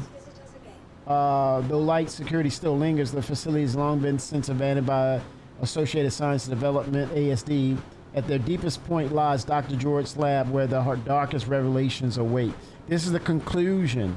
So that's tentative. They're working on that. Mission pickup on location, enabling new missions to be discovered and added to journals when you approach or enter a designated area. So mission updates within a mission. That's tentative. Ships released. Kruger Wolf. Wicklow Special Ships has been released. Adding the following special ships to Wicklow's Emporium: the Star Lancer attack, Drake Golem, Terrapin Medic. With upgraded components and a unique base livery, these rewards can be unlocked by completing Wicklow's contract. That's been released. Another ship flight tuning changes. Light fighters. That will be Gladius, Arrow, Hawk, Banu Defender, Talon, Blade, Cartual, and Mustang. And also Apollo's coming. And then weapons updates. Volt Sniper, nice. The Volt LMG, Fresnel, that's tentative, it's not out yet. A machine gun. The Bearing Laser Cannon, art refactors, updating the Bearing Cannon's art style and geometry. Nothing about functionality, just aesthetics. Now 1.0, Starware, Cortec, Star Sim, content instancing. That's going to be the lower depths for Area 18. Realistic audio mode, dynamic server meshing. They're scaling up. Star Audio, global illumination, Genesis Starkitect, new tool that scatters ground locations based on environmental and designer data to populate the world of Star Citizen at an unprecedented scale. So in other words, for Starkitect to work, don't we need more planets? Planetary Tech 5. A next generation of world creation with increased scale, complexity, and believability. The Genesis dynamic weather. Real-time simulation of weather fronts on a planetary scale. Rain, wind, thunder. Quantum travel. The Gale system. Insurance, taxes, and warranty. New system to handle medical, item, and in-vehicle insurance and associated fees. Law and security, implementing an updated system that handles law infractions along with security responses to criminal activity. That's all Stanton area. Reputation version 2. New player professions. Addition of new player professions to the persistent universe. Don't know what that could be, but it could be security, for piracy. That would be good because that poses as a new profession. Death of the Spaceman. AI blades. Item misfire and wear. So I would think we need Maelstrom for this. Adding depth to equipment functionality with item misfire and gradual wear, requiring regular maintenance to ensure peak performance. So that could be something CitizenCon Direct could bring. Fire hazard, bringing fire hazards to ships and environments. Fire extinguisher mechanics. Charge and drain. Expanding utility of the multi-tool with the ability to drain and transfer power between objects. Unlocking new puzzle solving and support roles in missions, probably. Life support, that's going to be on the ships. Oxygen management, environmental controls, critical for survival. Engineering gameplay, dedicated engineering roles aboard ships, allowing players to actively manage power distribution, repairs, and system efficiencies in real time. Solar flare, that's coming back. Vehicle radar and scanning rework, that's going to be new. I'm waiting for that. FPS radar and scanning on foot. In-flight control system and control surfaces, which I think this is Maelstrom again. Improving atmospheric flight dynamics with functional control surfaces, allowing for more precise maneuvering and realistic aerodynamics. Hangar upgrades, expanding personal hangar customizations with new upgrades, layouts, and functional improvements. This is still 1.0, so it's ongoing. It's under the umbrella of 1.0, but it can come sooner. But until then, it's work in progress. Weapon overheat, player space stations. I think this is base building. Implementing the ability to build homes among the stars with the introduction of player-made space bases. Crafting. Implementing the ability for players to craft various items, including resources from throughout the persistent universe. Base building. New mission location repair. I think that's 2026. Base building and stuff. new missions, location repair, player-to-player trading, player organizations, social mobiGlas app, citizenship, earning your citizenship probably to build your bases any and everywhere within, I guess, Stanton, planetary shields, ownership, implementing a robust ownership system for items, vehicles, and more, including the ability to transfer ownership both legally and illegally. So that's true persistence. So that means we got to have dynamic server meshing for this type of true persistence. Because that data needs to go from system to system to system and travel accordingly as you update, dynamically change it. Utility tunnels, landing zones as the municipal works under ARCORP. That's the lower depths. Imperial Sports Federation, League of Sporting Organizations that banded together to standardize competitive sports. The Council, governing body for illegality. That's basically a syndicate, but it's called the Council. Council is a collective of syndicates, gangs, and outlaws who mandate criminal activity throughout the system. They mandate it, so they could be attacked. Well, they could probably attack pirates who are doing or not falling in line. I like it. Hopefully that will, you're doing things that's outside of the jurisdiction. You have to do things within mission parameters. You can get attacked by them because you're in their territory. Hey, I never gave you permission to come in here and operate. You need to get permission first, huh?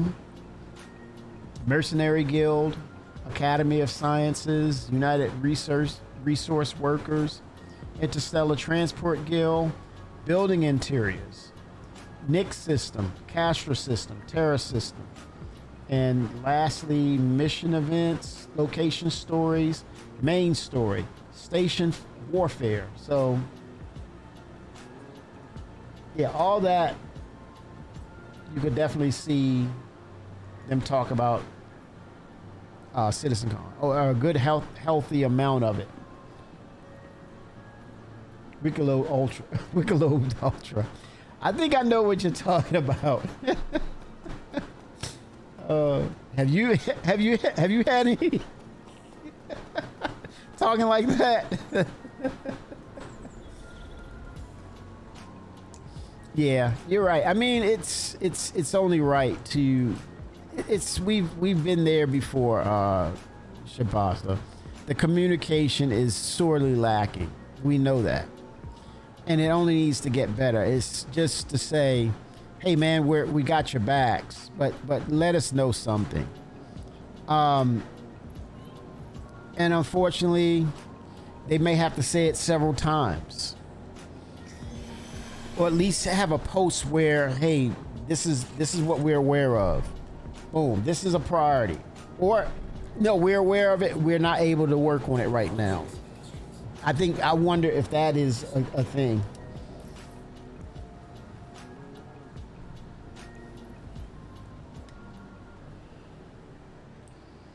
Man, the UI makes me want to.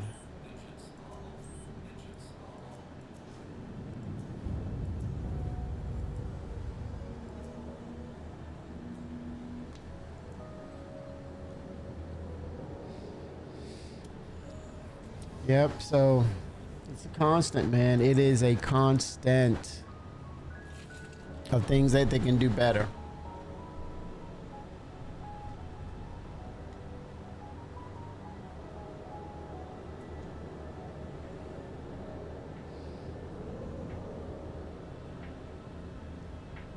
Okay, I'm in the queue. Let the queue do its thing. There we go. Yep. Just by saying that, not gonna force it.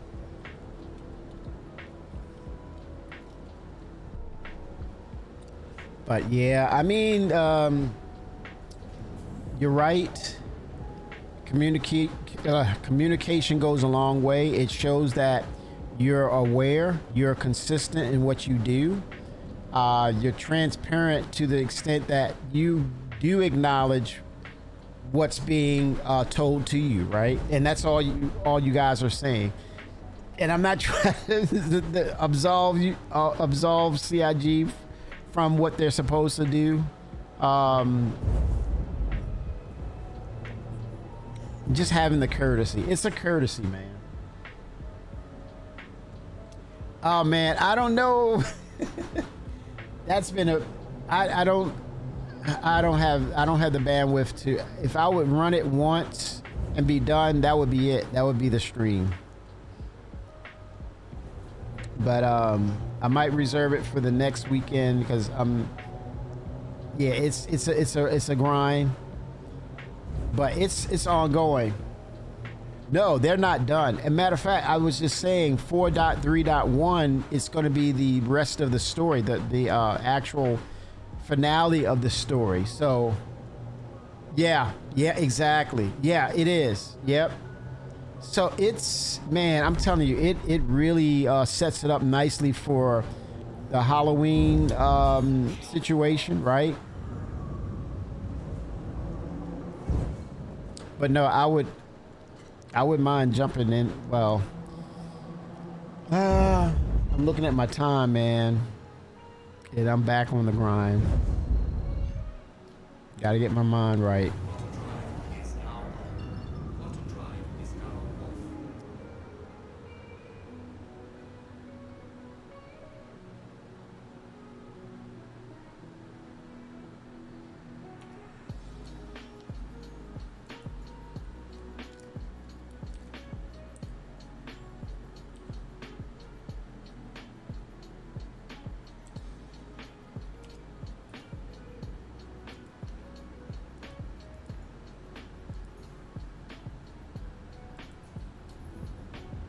But yeah, I think CIG will get to a point where they'll hit their stride. They're trying. It's September. Yeah, the 1st. This is the last quarter, Shimposter. Yeah, this is the last quarter. What boss is going to be at the end of the facility, you think? I'm almost completely confident it's leading up to a boss fight in the facility. It has to. It has to be a boss. I'm wondering I'm kind of seeing why are we looking, or why did we see a Vandal ship? Did they actually capture a Vandal and started experimenting on it? And we actually see a Vandal who's already irradiated, who's in a quasi rabbit state, I guess. And he's murdering and he's shooting and killing, and I don't know, man. It poses that question: is it really, they were tinkering with his DNA to see what was going on? Why was he able to quantum entangle, or there's quantum regeneration with him? So something went weird. They started utilizing him. Maybe he's irradiated.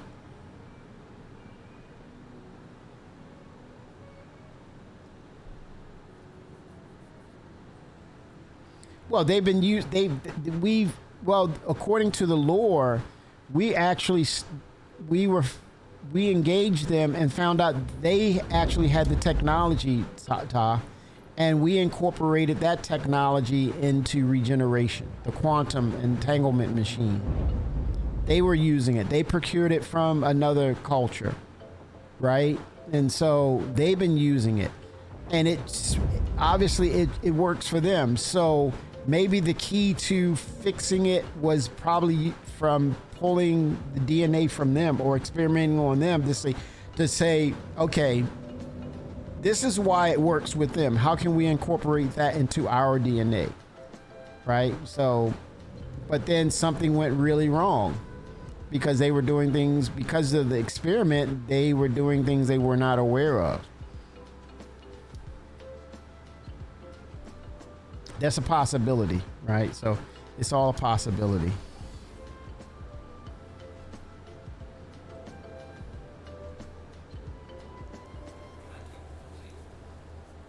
But Apex Valakar, that far down inside of a facility, that's why I wonder.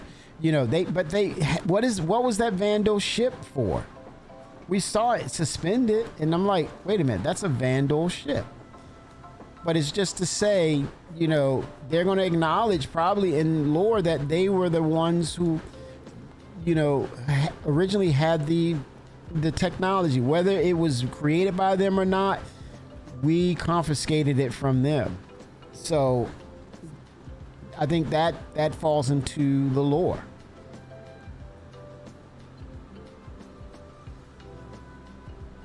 I believe so. I think it's going to lead up to why we actually need Death of the Spaceman. There's a need for it to reset things properly.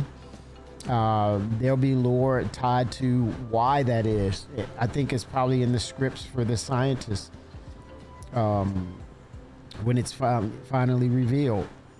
But that's the part of it I just want to say, man, I can't wait to see what this story, you know, what leads up to the finale. What actually happens.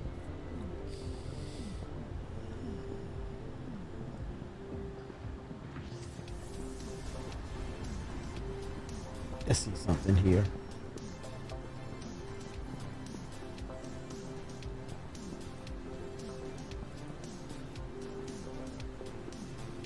That's him. Upload the power usage data. Oh God.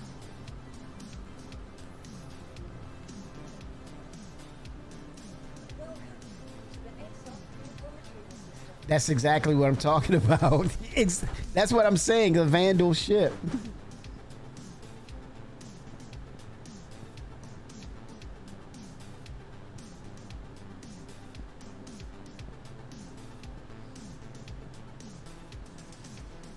Right, and then the lower depths itself, I'm saying, was that ship abandoned? Of course that ship wasn't abandoned. The Wolf is incredible, Shimpasta. I have flown it. Let's see. Let me grab one and do a little sample of it. It's Kruger. Oh shoot, let me do a claim.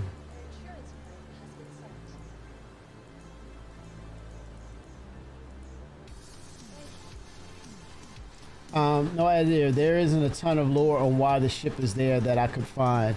Well, that's what they. Well, if you go back to Quantum Entanglement, look that up, Ta, and it will give you the history of where it came from. It came from Vandal. Let me see if I can find a link.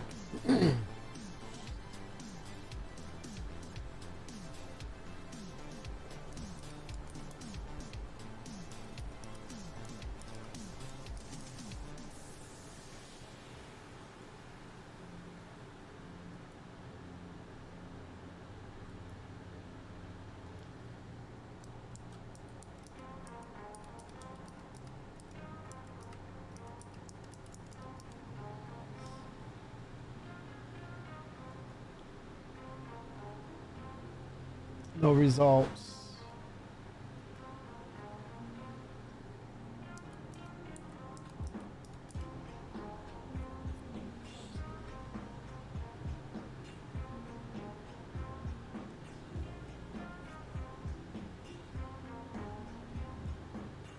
No, nothing quantum.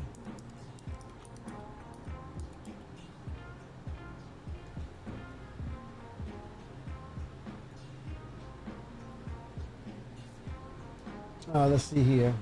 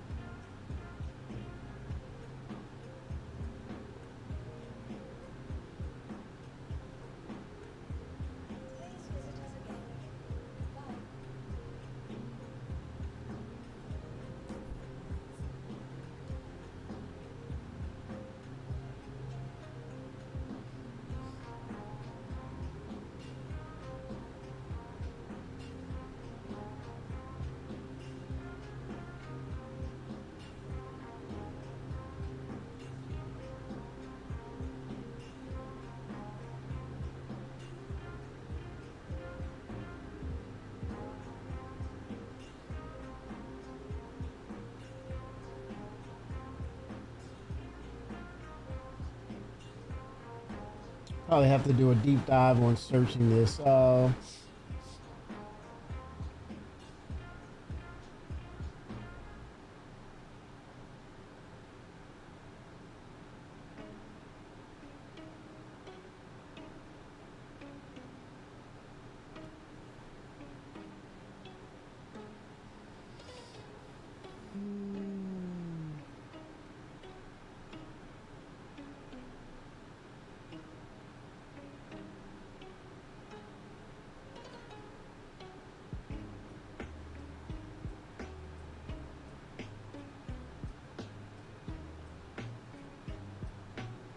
They did a huge segment.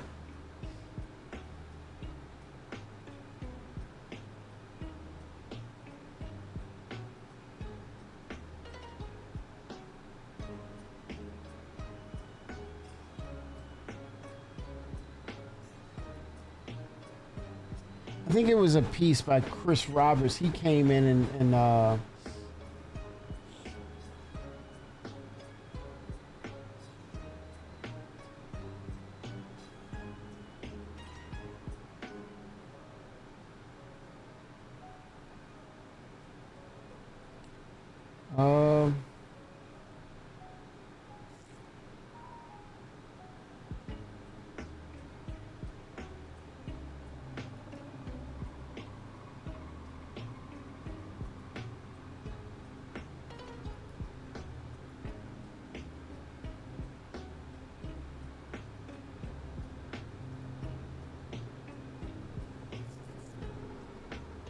let's see if I can find it in Spectrum.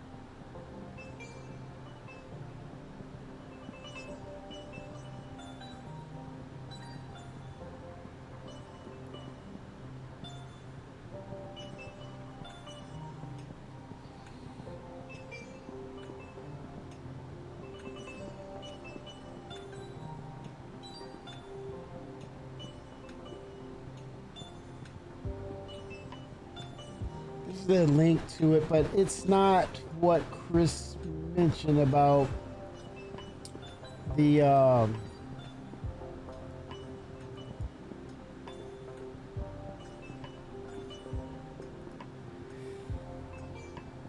excuse me. I think it had a lot to do. I think when he came up with, I think it changed a lot when he mentioned the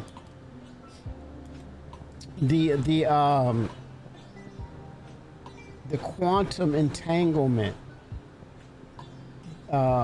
mechanic, and I think it came from Chris himself. Let me see.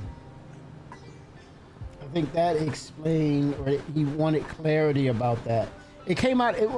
We almost thought it came out of nowhere because he felt like, "Hey, I got something you all need to see."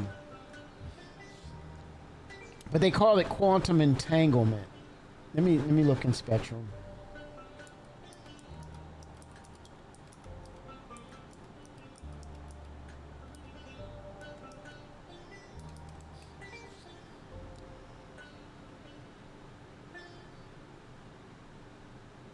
Jump to that.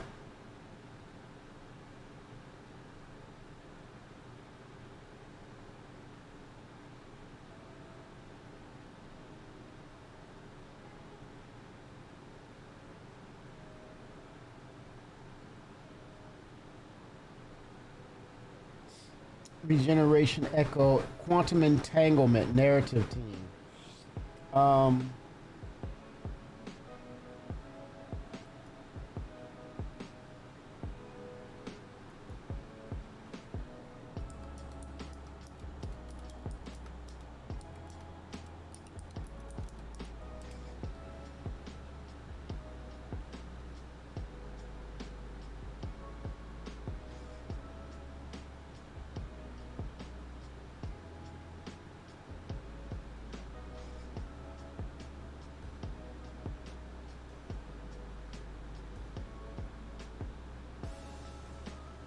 Let me jump here.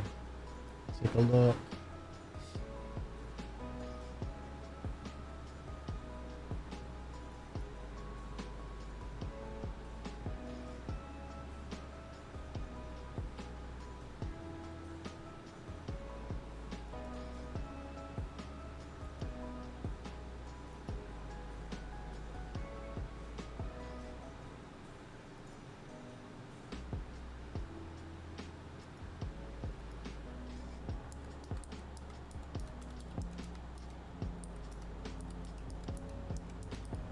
Quantum entanglement.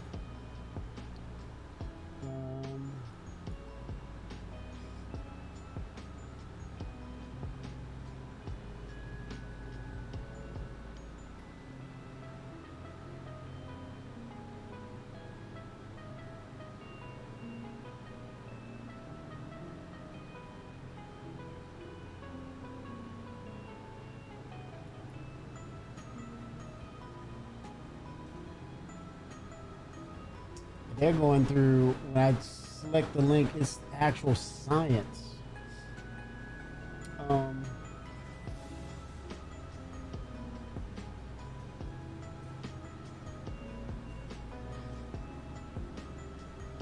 Holy smokes.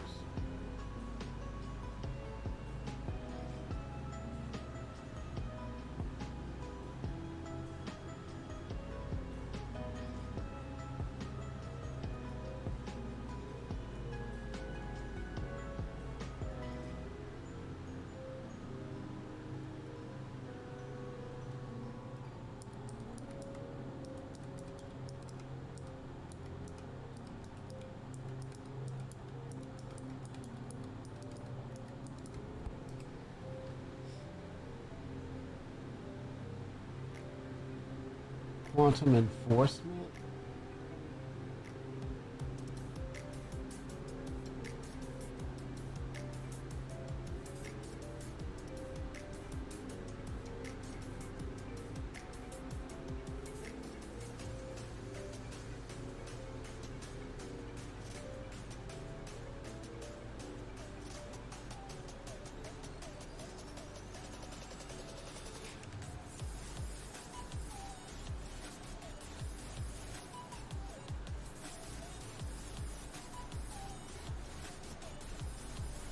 Yes, quantum is a big name. I mean, quantum enforcement, entanglements.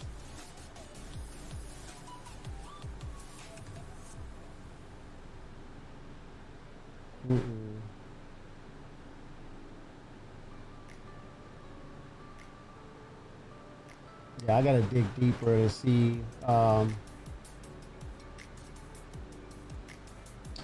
It was a splash on the RSI site, and it was like a deep dive statement.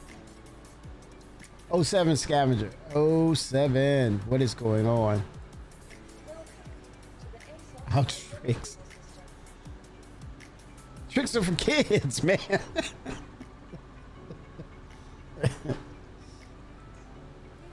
You hear about that dog that ate a bag of Scrabble ties? The veterinary ordered a scan of the intestine, but no word yet. Bada bum.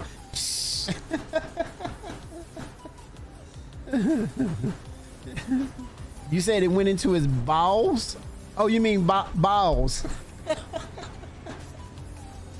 Oh gosh.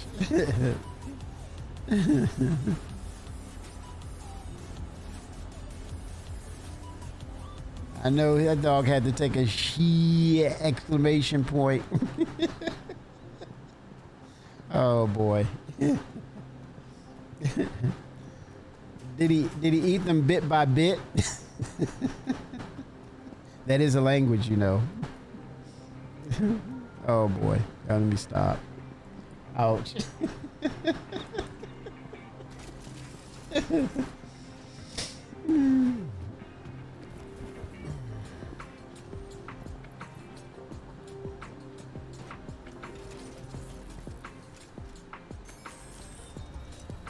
Oh, 07 Akuma.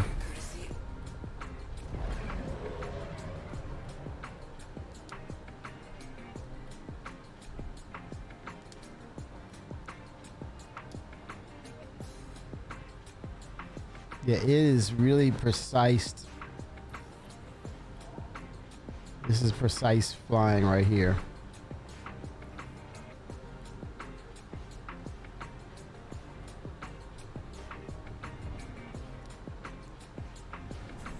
It is. 07 Rizzy. Pack of wolves. Woo! She flies, man. She flies. Let's see something here.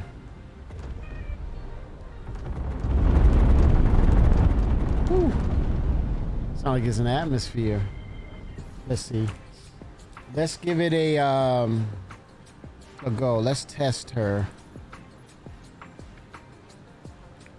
Offers, mercenary.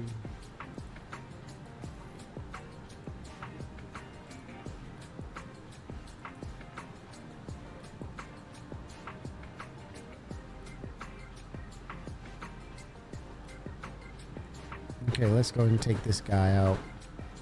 Track.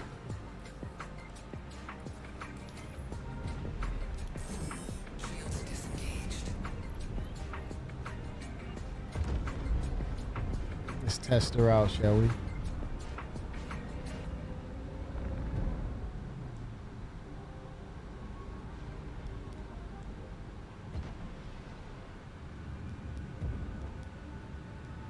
I'm looking for couple decouple. Okay, there it is. Couple decouple.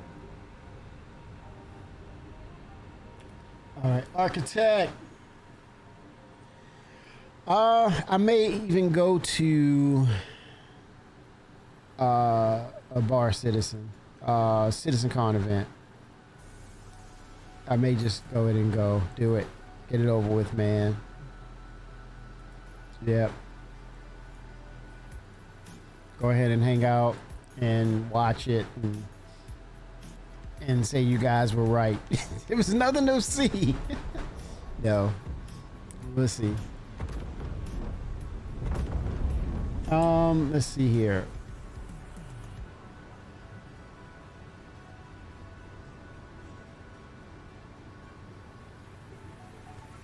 Wait a minute, I know this has quantum capabilities. Okay.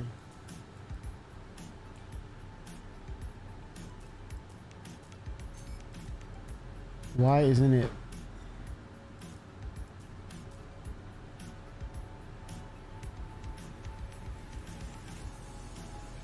Okay, what's weird? What's going on here? Shield generator.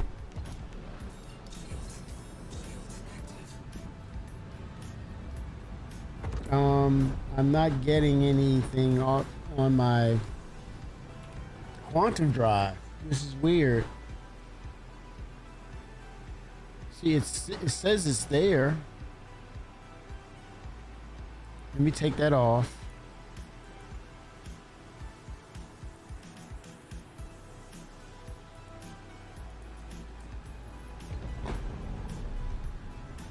Okay, my quantum drive is like it's dead or not.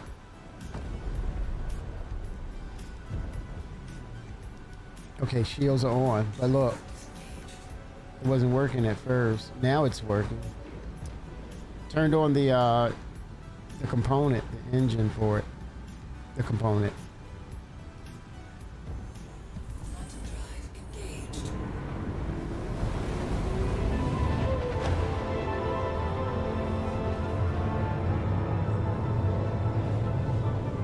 Well, the thing is, I think it's more in Akuma. I think this is more a concept of what will happen if you fly these in a precise flying squadron, as opposed to just a single entity that could get itself in trouble. I think they're pushing the narrative of squadron combat versus multi-crew / capital ship stuff.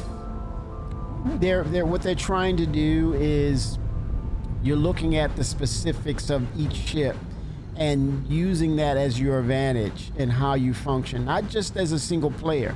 But keep in mind, they're concepting the MMO, right? Keep riding with the concept of MMO, and so you utilize this ship. All along, I looked at it, right, and I immediately knew it's about multi-crew with this ship. Squadron base flying. I got one anti-rat armor for Finnish ASD missions. Oh, nice. But yeah, as a group, that they're formidable. And I went in with this idea of saying I'm not going to fly this really solo. I know my strengths and advantages of this when I use this ship. It's going to be predicated on I have like 5 other people with me flying this, doing bounty hunting, for sure. That alone. But as like a free flyer, I think it's really nice.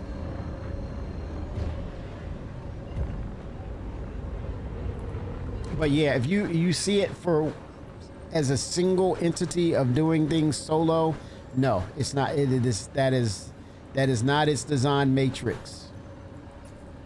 That is not its purpose. It'll probably be next weekend. I'm gonna put some time away from myself. I have another busy week, so I'm gonna balance that for my mental health, man. And this ASD stuff, it's still we're getting to 4.3.1 patch. That's the end story. So this is going to be around for a bit. Quantum drive disengaged. Okay, it says too close. Okay.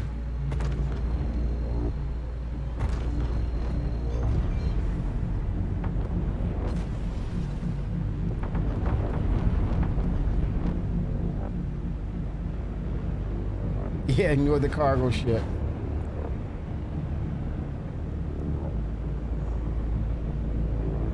Oh yeah, man. I mean, it's you're taking care of yourself, man. You got to have a balance for clarity and make sure you're doing things right.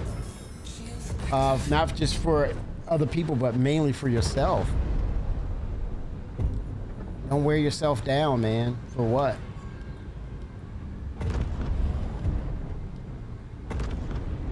I mean, stresses of the day, stresses of the week, the needs here and there. I need this, need that, and yeah, man, it gets intense. You treat yourself right. If not, then you're neglecting yourself. Health is wealth.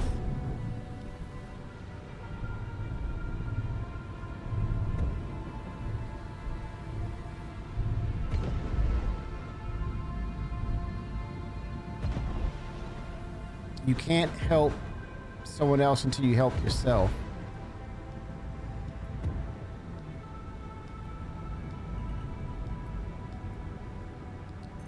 It's a scan for target.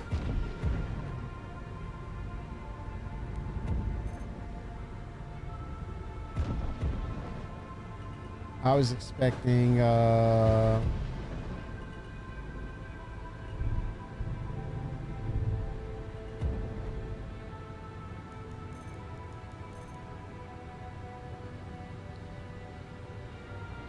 '07, sir. Great day at work.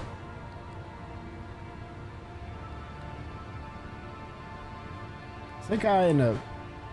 Okay, they're not... I don't think they're hostile.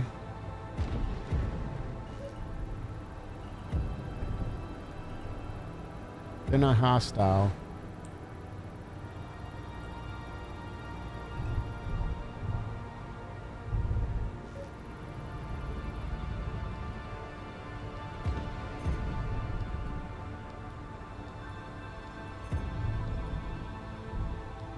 '07 Kuma. I don't see contract, untracked, track.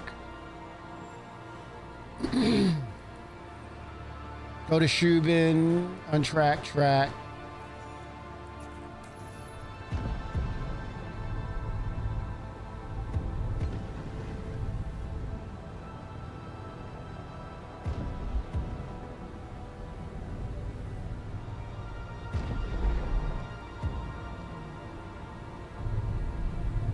See if I have the right. Go to Schumann.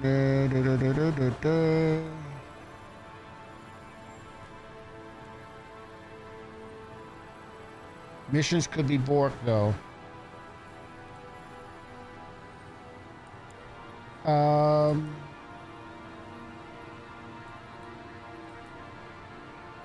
Okay, let me look at the contract. Go to Schumann what?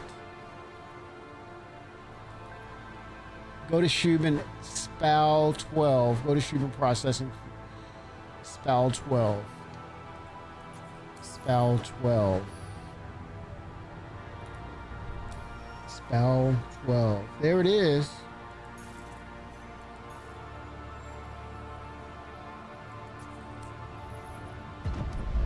Shields disengaged. I wanted PvE combat.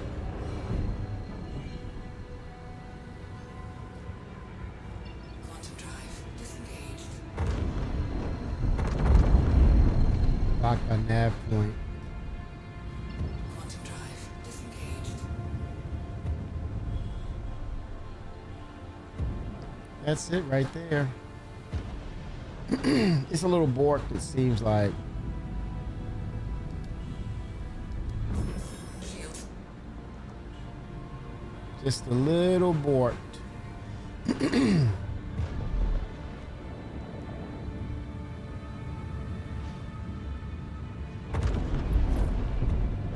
Turn the Schumann. Yep, complete it.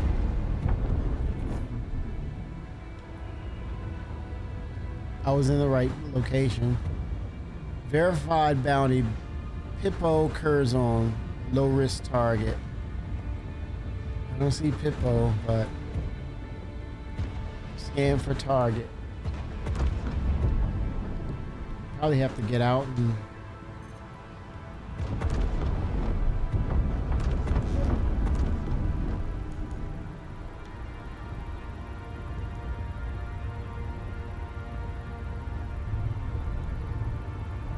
Pippo Curzon.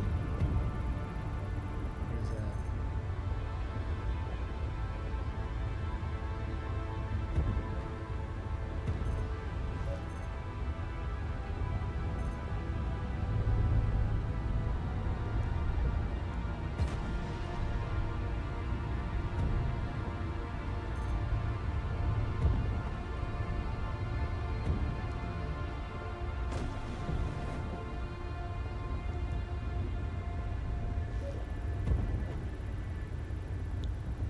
Pippo Curzon.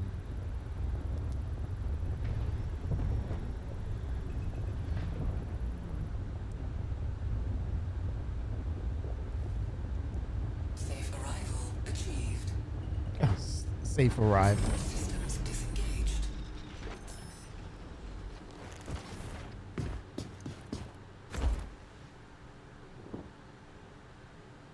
Oh snap! No.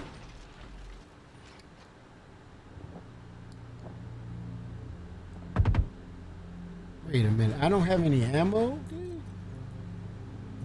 Holy smokes, dude! No ammo.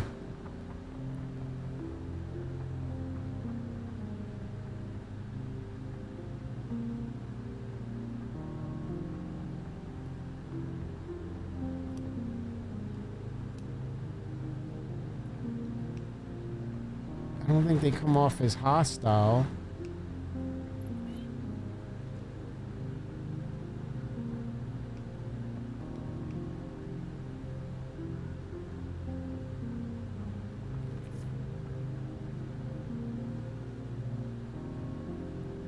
It just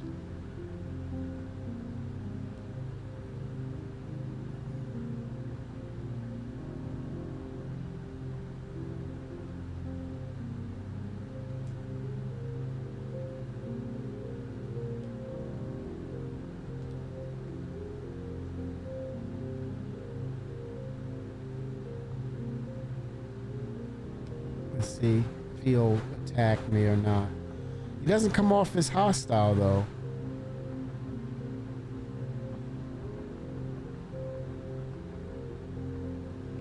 The security guy.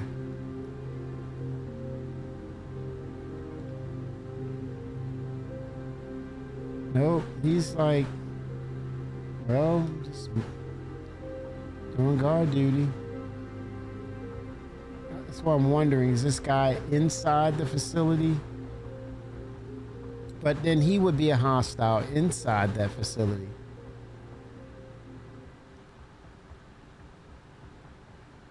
Could be a little borked.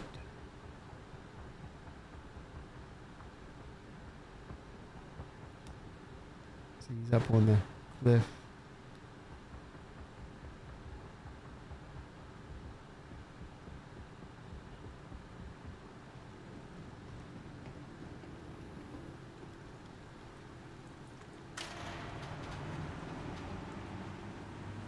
Oh boy.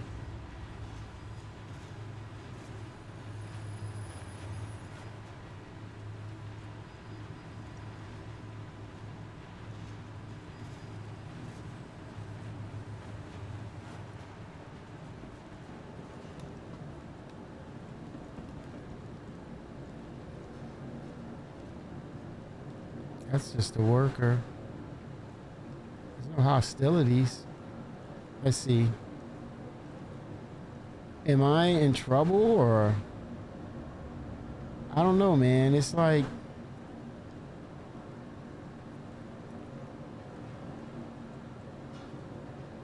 I didn't do anything wrong. I might be risking this. I'm gonna come out here.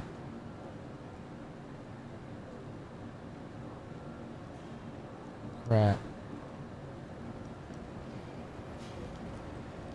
Oh boy, here we go. Here we freaking go. Yeah, they would have popped me by now. No hostilities. No issues. Business as usual. Could that be him?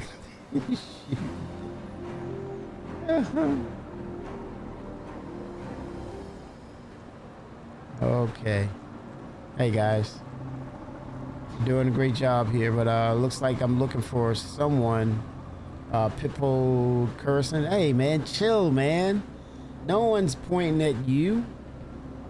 Let me see some ID anyway. Who the heck? Come, chill, man. Chill. I'm looking for Pippo.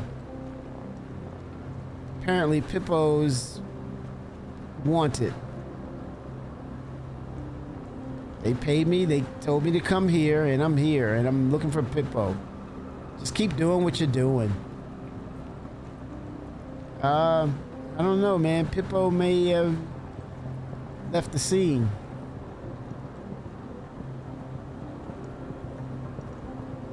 Got a bounty on Pippo. Maybe Pippo is, you know, it was free fly and I wouldn't be able to catch him.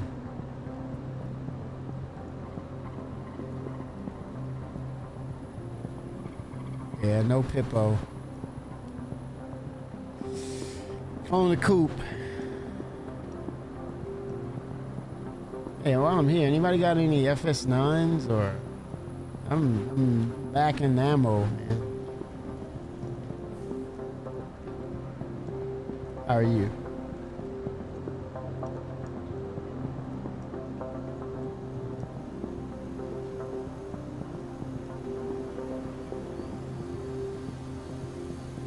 Yeah, Pippo isn't here. He's on the run, man. Someone tipped him off. Someone tipped him off.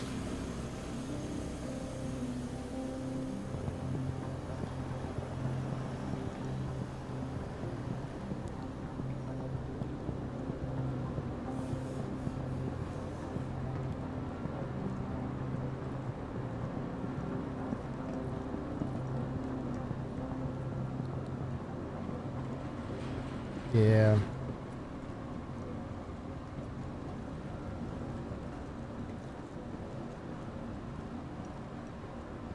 Anybody know? Hey, I'm looking for Pippo. You seen him? I'm looking for Pippo, man. Yeah, apparently UE is looking out for him.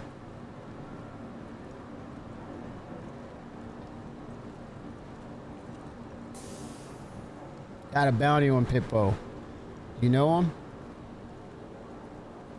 Know anything of him? Well, tell him Kimmy's got a bounty on him and he need to turn himself in.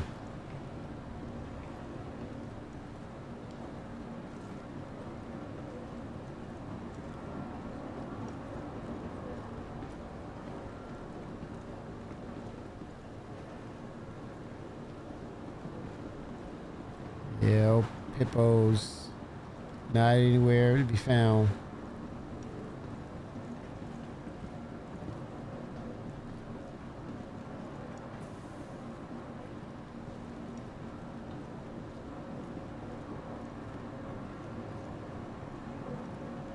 Bounty with arms.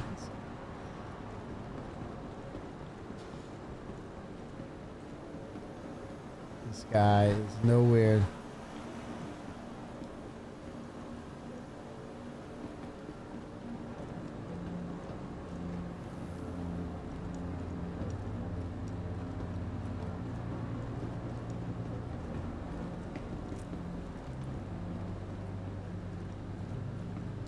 Yeah, he's nowhere here. I'm gonna abandon this one.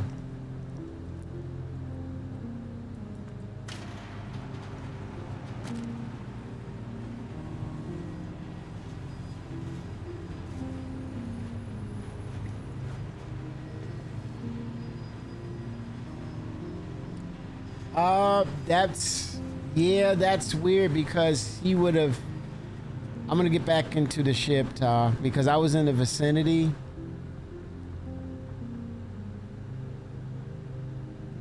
Hey, watch where you're pointing that.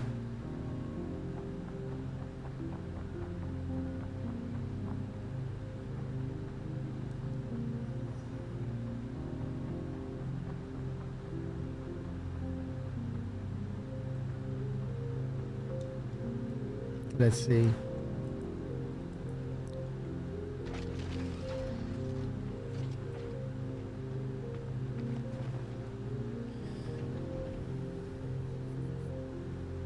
Scan, it's for the ship. Yeah. Let's see.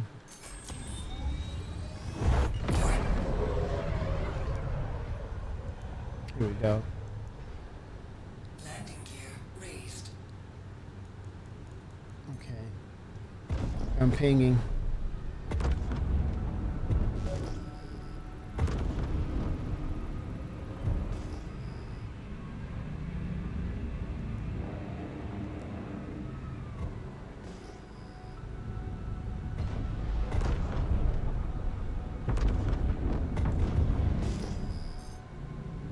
Gnomes. Oh yeah, I had to, man. She's a sweet one, man. She's sweet.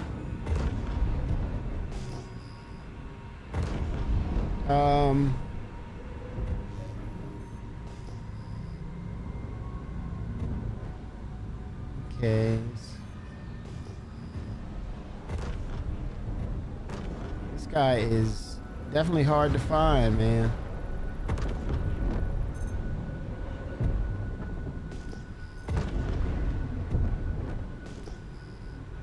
A little too slick for a thing.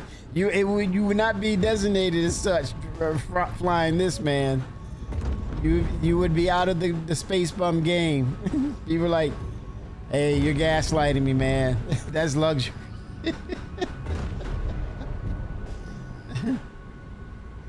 Scraps with a silver spoon. I think someone came up with the idea of blending functionality and luxury. I think they borrowed. It's like if Origin and Drake had a baby. Oh, did I just say that? Oh, you get the Kruger. Origin and Drake just had a baby. Man, I want the paint with shark teeth. That would be nice.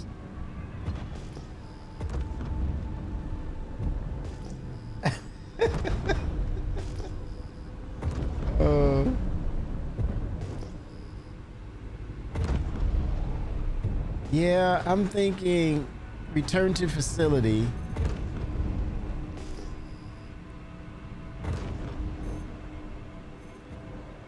Wow, this is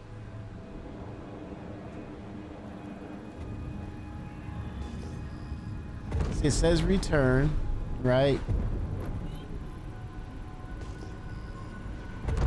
I'm there. Oh, scanning. Okay, okay. Let's see. Let's see. Come on and work. Scan. No targets up there. Moderate.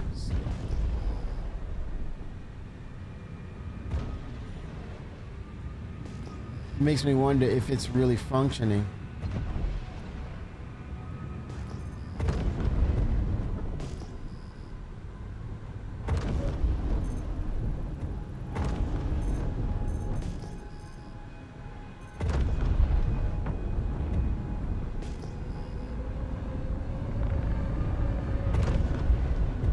Oh man, this is...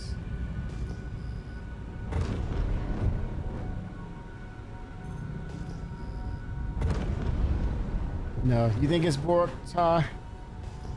You think it's borked?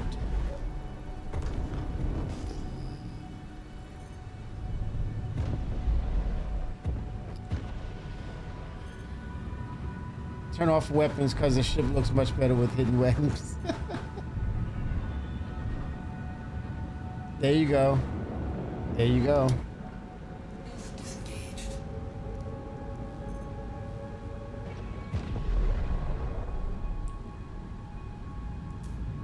Weapons disengaged. Look at that. Oh, wow. That little feature right there. Look at that, man. Ooh-wee.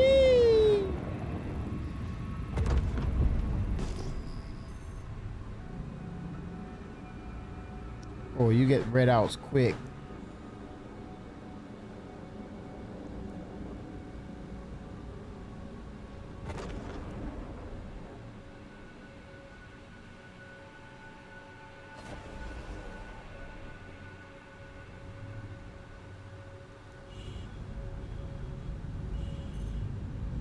See him scanning.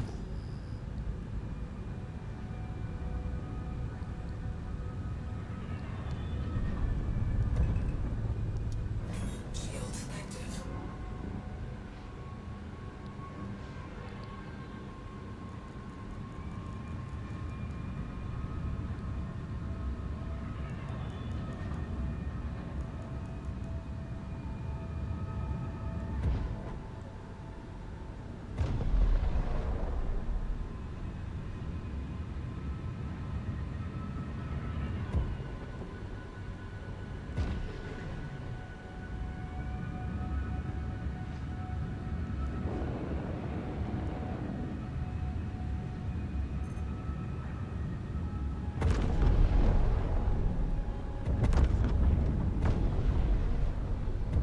Yeah, the enemy, it says objective completed. Scan for target.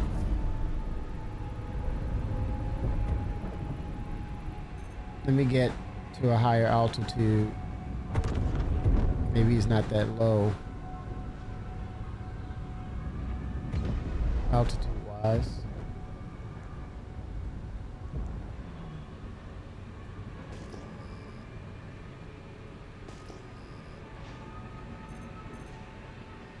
Oh.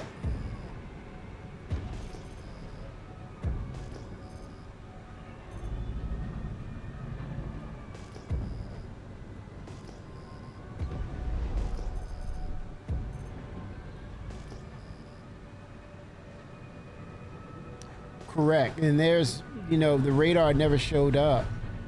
And I looked at this little red marker thinking, nope, that's the point of interest.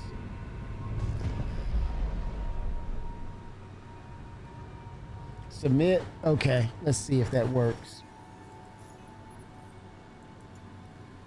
Yeah, you see? Track. You said check country, see if the submit button is there. There's no submit button. Where would I find that?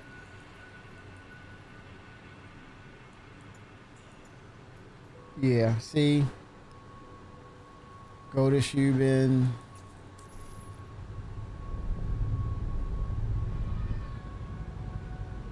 Okay, so it says return, but I'm like, dude.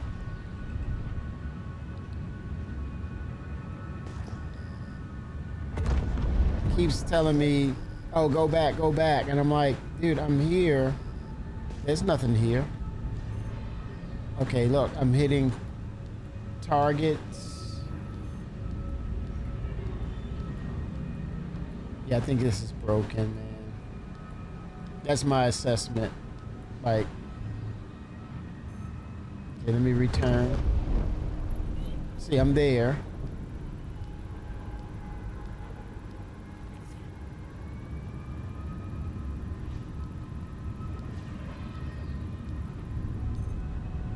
Scanned.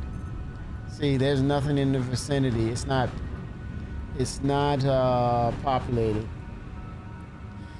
Yeah, I'm gonna abandon. Speaking of which, I am going to abandon this mission because on track. No, it's borked.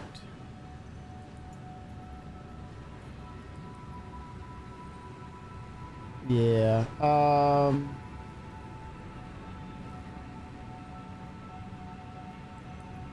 Let's try this one. Track. Go to Wheelers. All right. Head to Wheelers. On Lyria.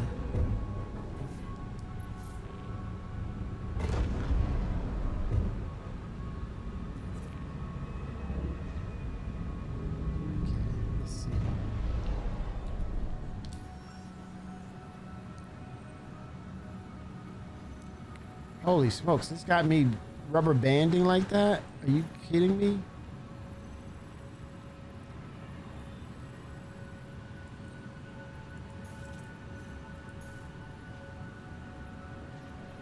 Now it corrected itself. Shields active.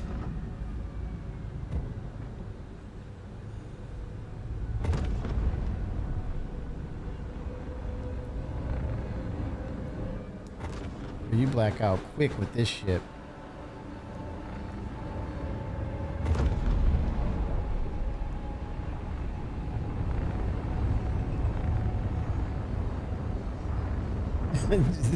Yeah, it's gotten better, but yeah, it's definitely still lacking much in the regards of low desync, quality of gameplay experience. It's lacking. But I think this is what they need to, in order to get this thing, you know, on the right path. They need to see it. They need to build on it.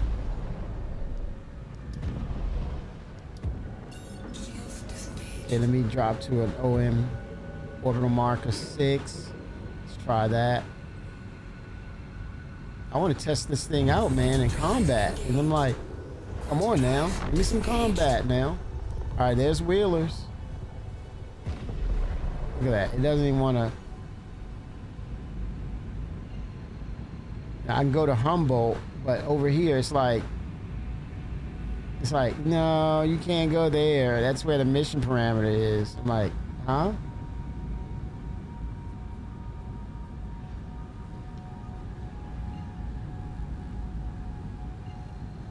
Now watch this.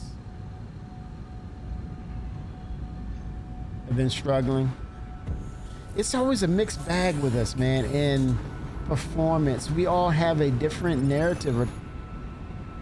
Mookie Peel, Teddy Mookie. Oh boy, here we go. Oh, Mookie at it. Mookie. Oh my gosh. Quantum drive disengaged. Shields disengaged. Damn Mookie. Shields active.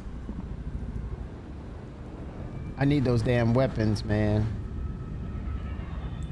Or else.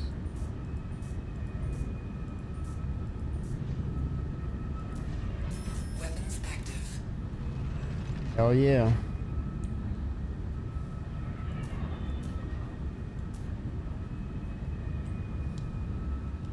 Damn Mookie. Hopefully it works. Let's see. Give me something now.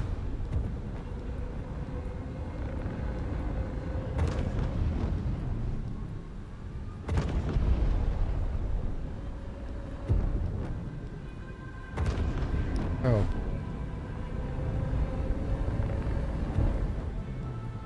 Woo-wee. Contact confirmed. That must be him. Oh, it was red and it didn't. Oh boy.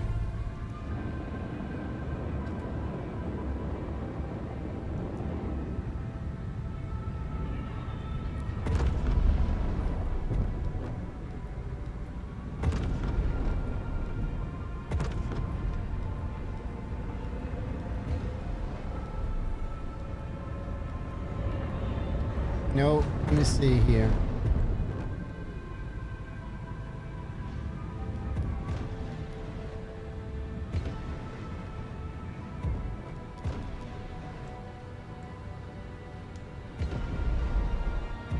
Hold on. Where the hell am I?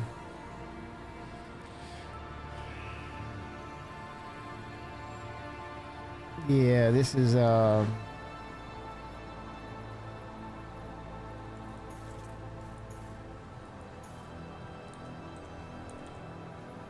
Wheelers is right there. Can't. Okay, there we go. Whew. How's it? Have a slingshot. Shields disengaged. Doesn't make any sense. See it how it plays out.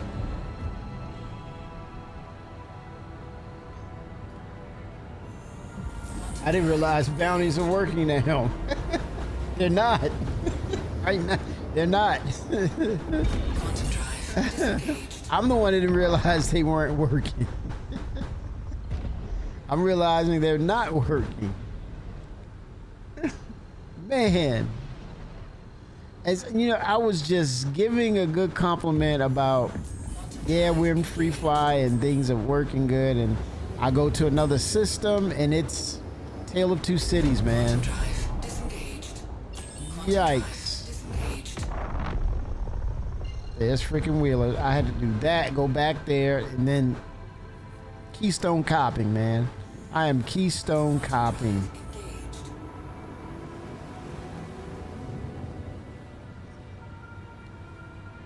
Police officers like, we don't do that, man. That's, are you kidding? Apparently we do this in Star Citizen. Oh my gosh. Okay, here we go. Quantum drive disengaged. Shields active.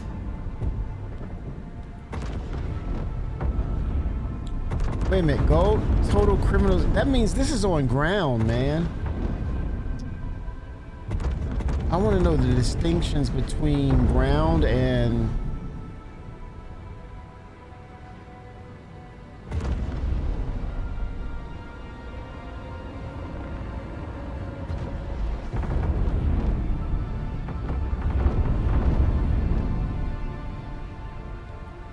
same thing again.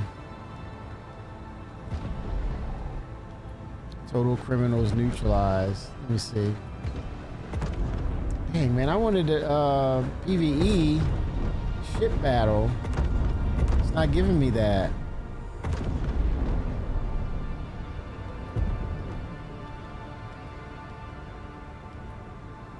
Dang it.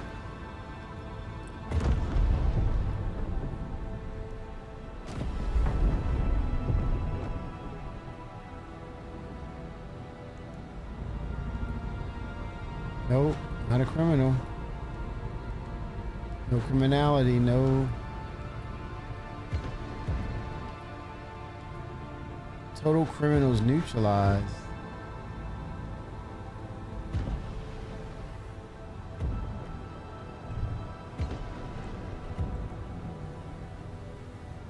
Or there was someone walking or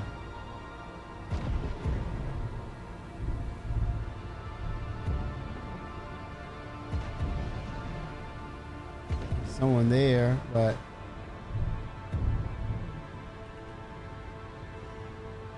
no hostilities.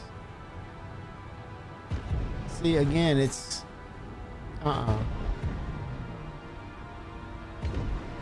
retract the bounty.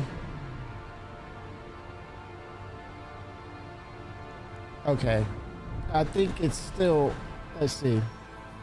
All right. Okay,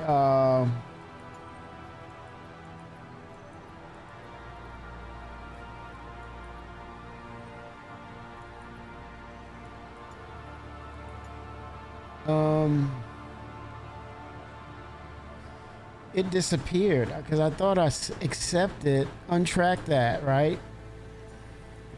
No, it's just not there. Look at that. That's the only thing. And it was Wheelers. It disappeared.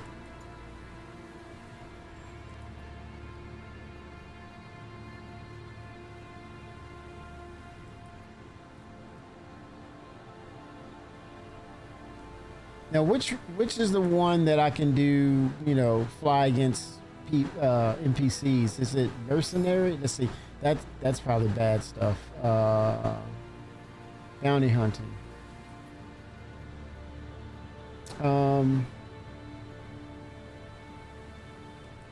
Let me go ahead and give it a go. Track. Here we go. Locate and neutralize, right?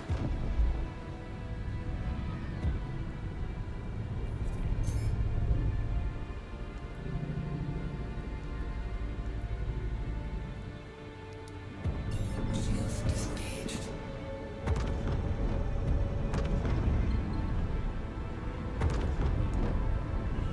Yeah, but I did. It was Wheelers. Remember, earlier it was Wheelers. It disappeared. Go to Wheelers, and I went that route. Quantum drive Okay. engaged. Quantum drive disengaged. Okay, now I'm on to neutralize him. It's in space. That's encouraging. 42 gigameters. Holy smokes. Quantum drive engaged. Oh. It retracted it for me, Ty. I didn't have to do anything. It just disappeared. I was going to Wheelers.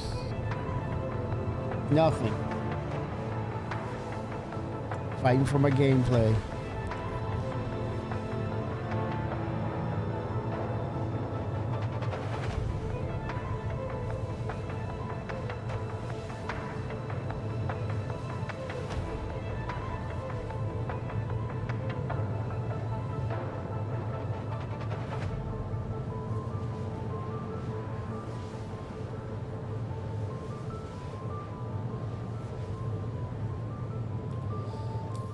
Oh boy.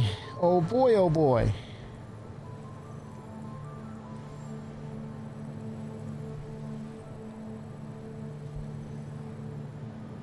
Oh wow, what a run. Look at that.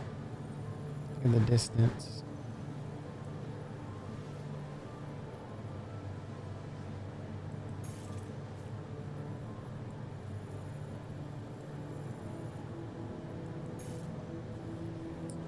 The map is just, I'm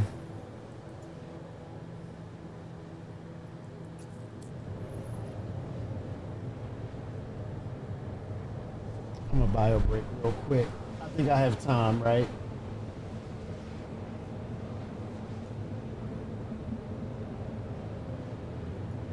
Not, I'm a dead man. Definitely a spaceman. Quantum fuel 75%.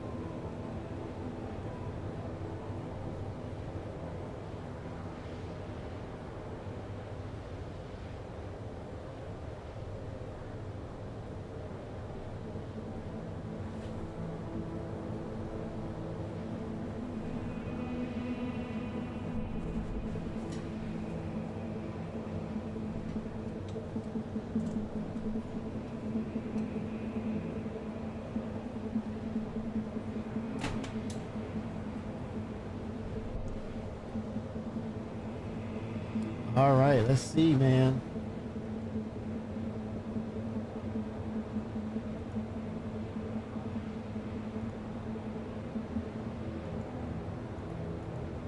That was quite the hike, wasn't it?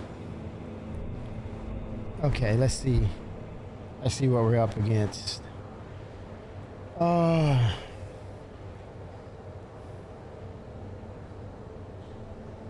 Might be trouble in Crusader. Okay, looking at my fuel. Quantum fuel, 50%. Yep, I was looking at it.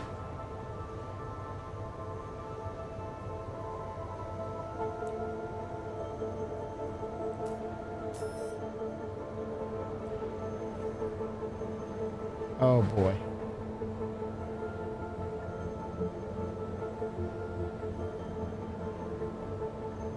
What? But hopefully it's in your inventory. It shows up.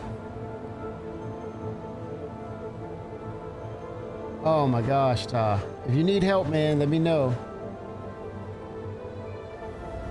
Yeah, I think what it comes down to, coffee, will be the templates. And with the templates, you'll always have the ability to potentially craft that item and change its dynamics as far as, is it light, is it heavy, through the crafting abilities. But the template is your schematic of how to create it.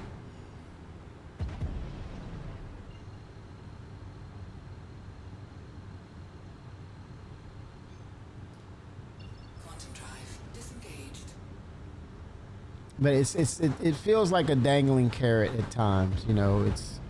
You get that thing and you fall in love with it and you just can't help it. And it's like, and it's like, oh yeah, don't get too tied to this. But yet it comes across as a finished product. But yeah, the blueprint. So that, what do they call it? The templates. Then that way it's not so much of it's physicalized, but it's data, and then you convert, you fabricate, you can through Maelstrom system you can add to it like its density based on the materials you procure. You can refine it to make sure that it's pure, close to 100% integrity of it, so that way it's even more valuable. But you lose it and it's looted, fine, you get to create it again, right? And I think that's the allure. That is the gameplay. I think that will work with everyone in sense of loss, right? And appreciation for things. And someone who pirates them, they just don't have to make them. They just got to beat the crap out of somebody and take it. Or somebody eventually beats the crap out of them and takes it from them.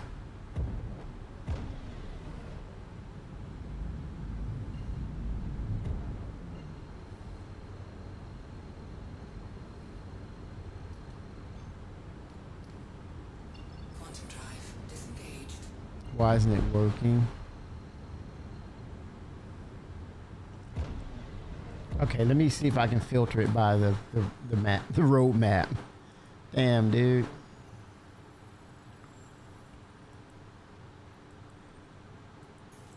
Okay,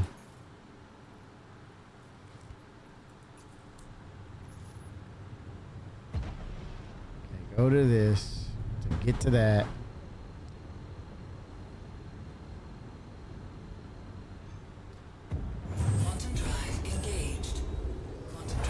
Yeah. Grim Hex. Okay, I'm hexing, man. Here we go. All right. Get those shields up. Here we go. Contract failed. You gotta be freaking kidding me, man. What a joke. What a freaking joke. Golly. I'm gonna call for a landing, man. I gotta refuel. Gotta be freaking kidding me.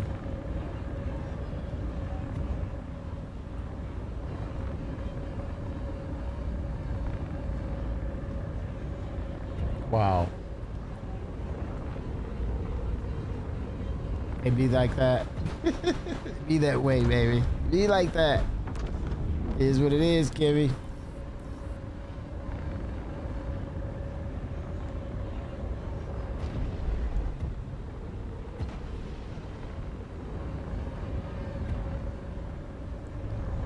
Okay, where am I?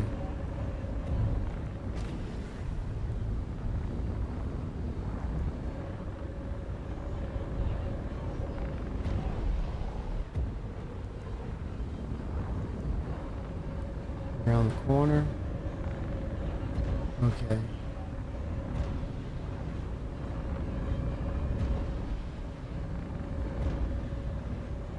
Hold the door for me. Hold the door for me.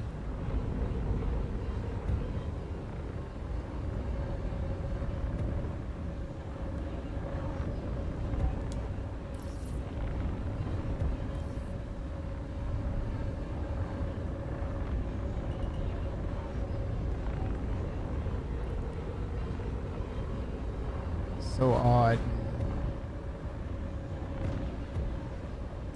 Contact. Contact? What the hell are you talking about contact?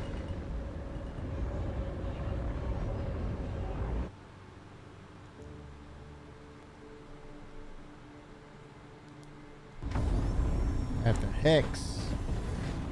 G-hex. Safe arrival achieved. Systems disengaged. Hanging out at the G-hex, man. That concerned me, and bleeding off quantum like that.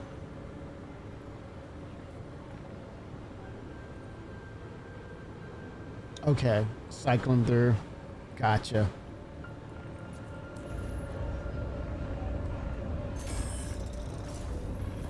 Your adventure, courtesy of Kruger Intergalactic.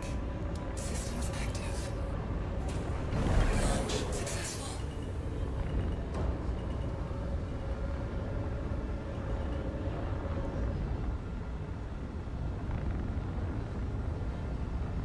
I think Grimhex needs to have a rebuff, like a place where you gather information, and every now and then the UEE comes in and makes a bust, apprehension,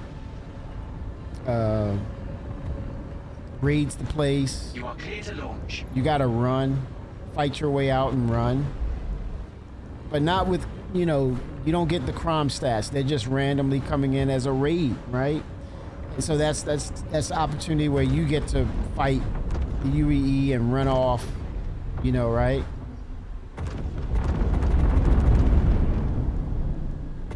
And maybe there's a dampening technology that kind of keeps your identity from being registered. So it scrambles it, gives them an arbitrary identifier.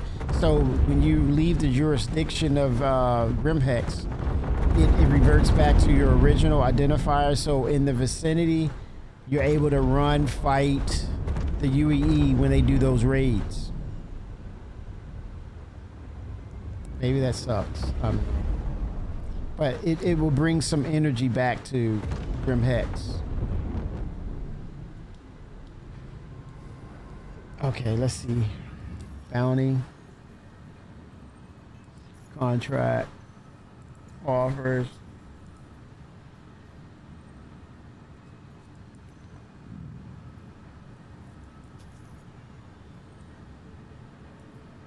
Buzzsaw McGraw.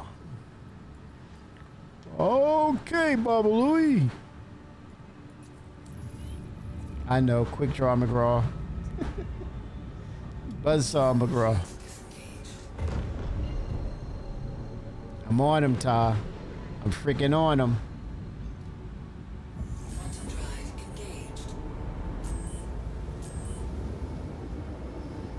Quantum drive disengaged. Look, he's running. I think he's moving. Active. Shields disengaged.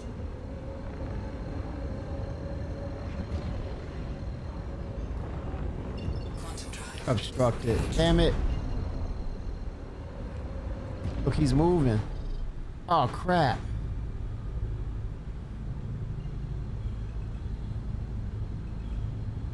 Come on, go, go, go. Quantum drive engaged. Is this an actual person? Drive disengaged. Contact. Shields active. Ah, Snagglepuss. Hey, Baba Louie. Hey, those are repeats, man. What are you talking about? Syndication, man. Come on.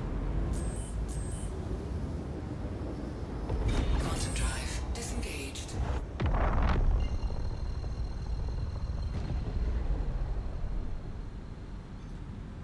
Quantum drive engaged. Quantum drive disengaged. Damn, he's running. Woo. Quantum drive engaged. Quantum drive disengaged. Contact confirmed.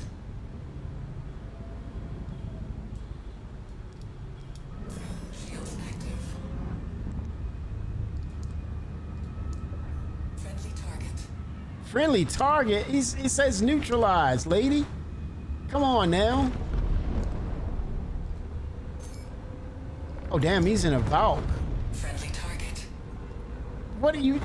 Shit, he ain't friendly. Under attack.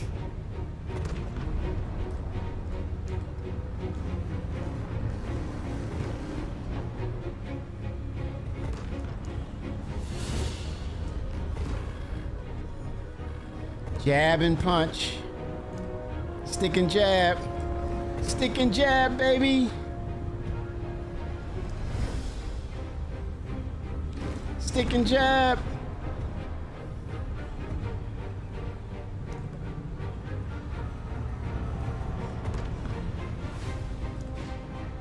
Stick and jab. And ballistics ripping, baby. They ripping.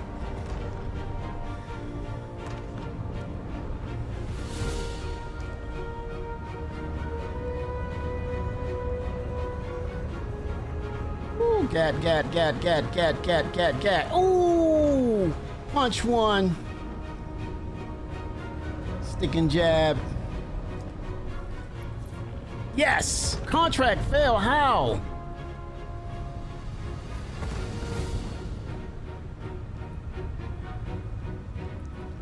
Man, they gotta be kidding me, dude. Shooting missiles in the sky. Dang. How? Uh-huh. No-uh. No-uh. What happened there, y'all? What happened? Oh, I didn't. Someone else boomed. Okay, they. Was that an actual? That wasn't an actual player. I think that was a NPC. And I think they died too. He took them out.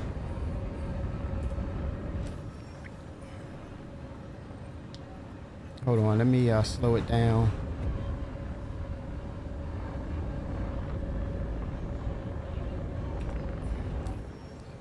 Contracts.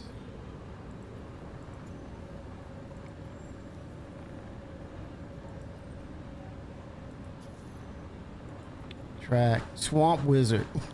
Whoa. Shields disengaged.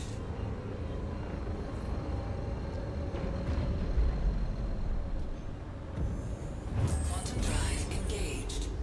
Quantum drive disengaged.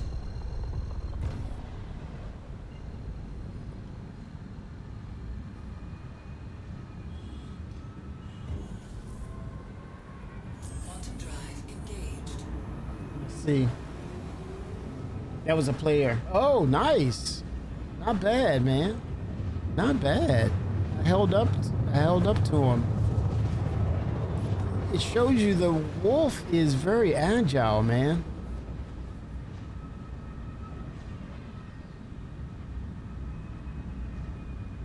Quantum drive disengaged.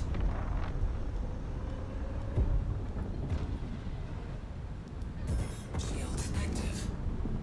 Let's get after Swampy. Okay, I see him. Let's get after Swampy.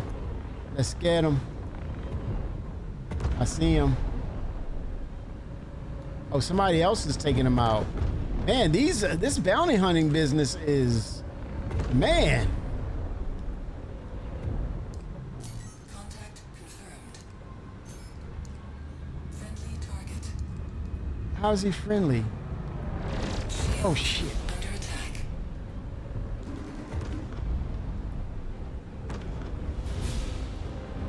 Gives me these bad readings. Depleted. He's on me. But I'm trying to.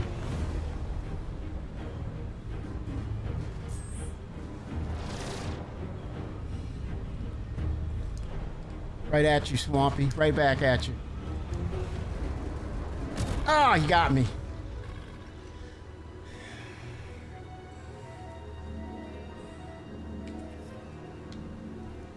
He soft deathed me. It was giving me these false negatives, man. Like, friendly. He wasn't friendly.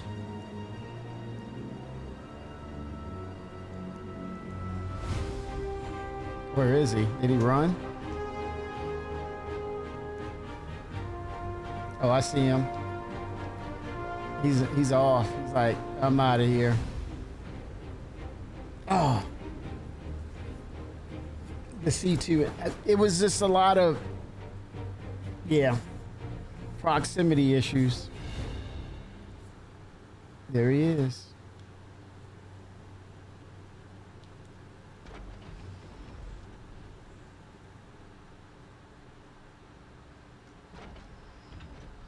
Hold on, let me see something.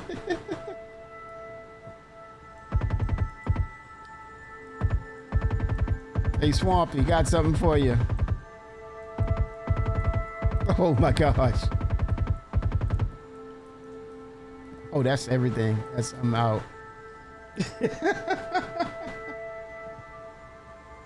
Yeah, it's a larger target. Chat, I'm gonna call it. Big day tomorrow. Busy day.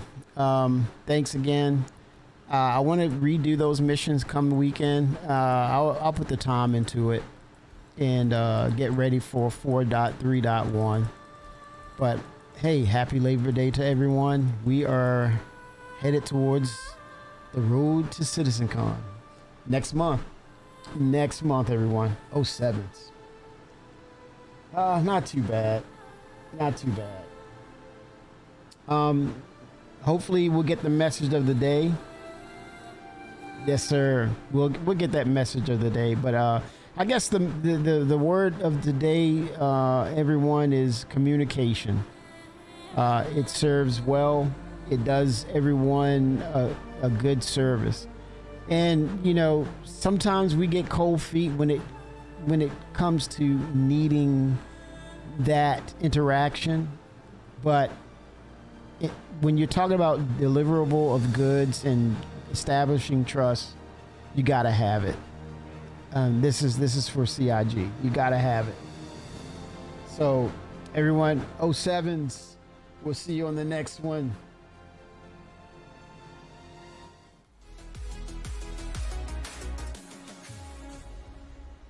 Oh, 7.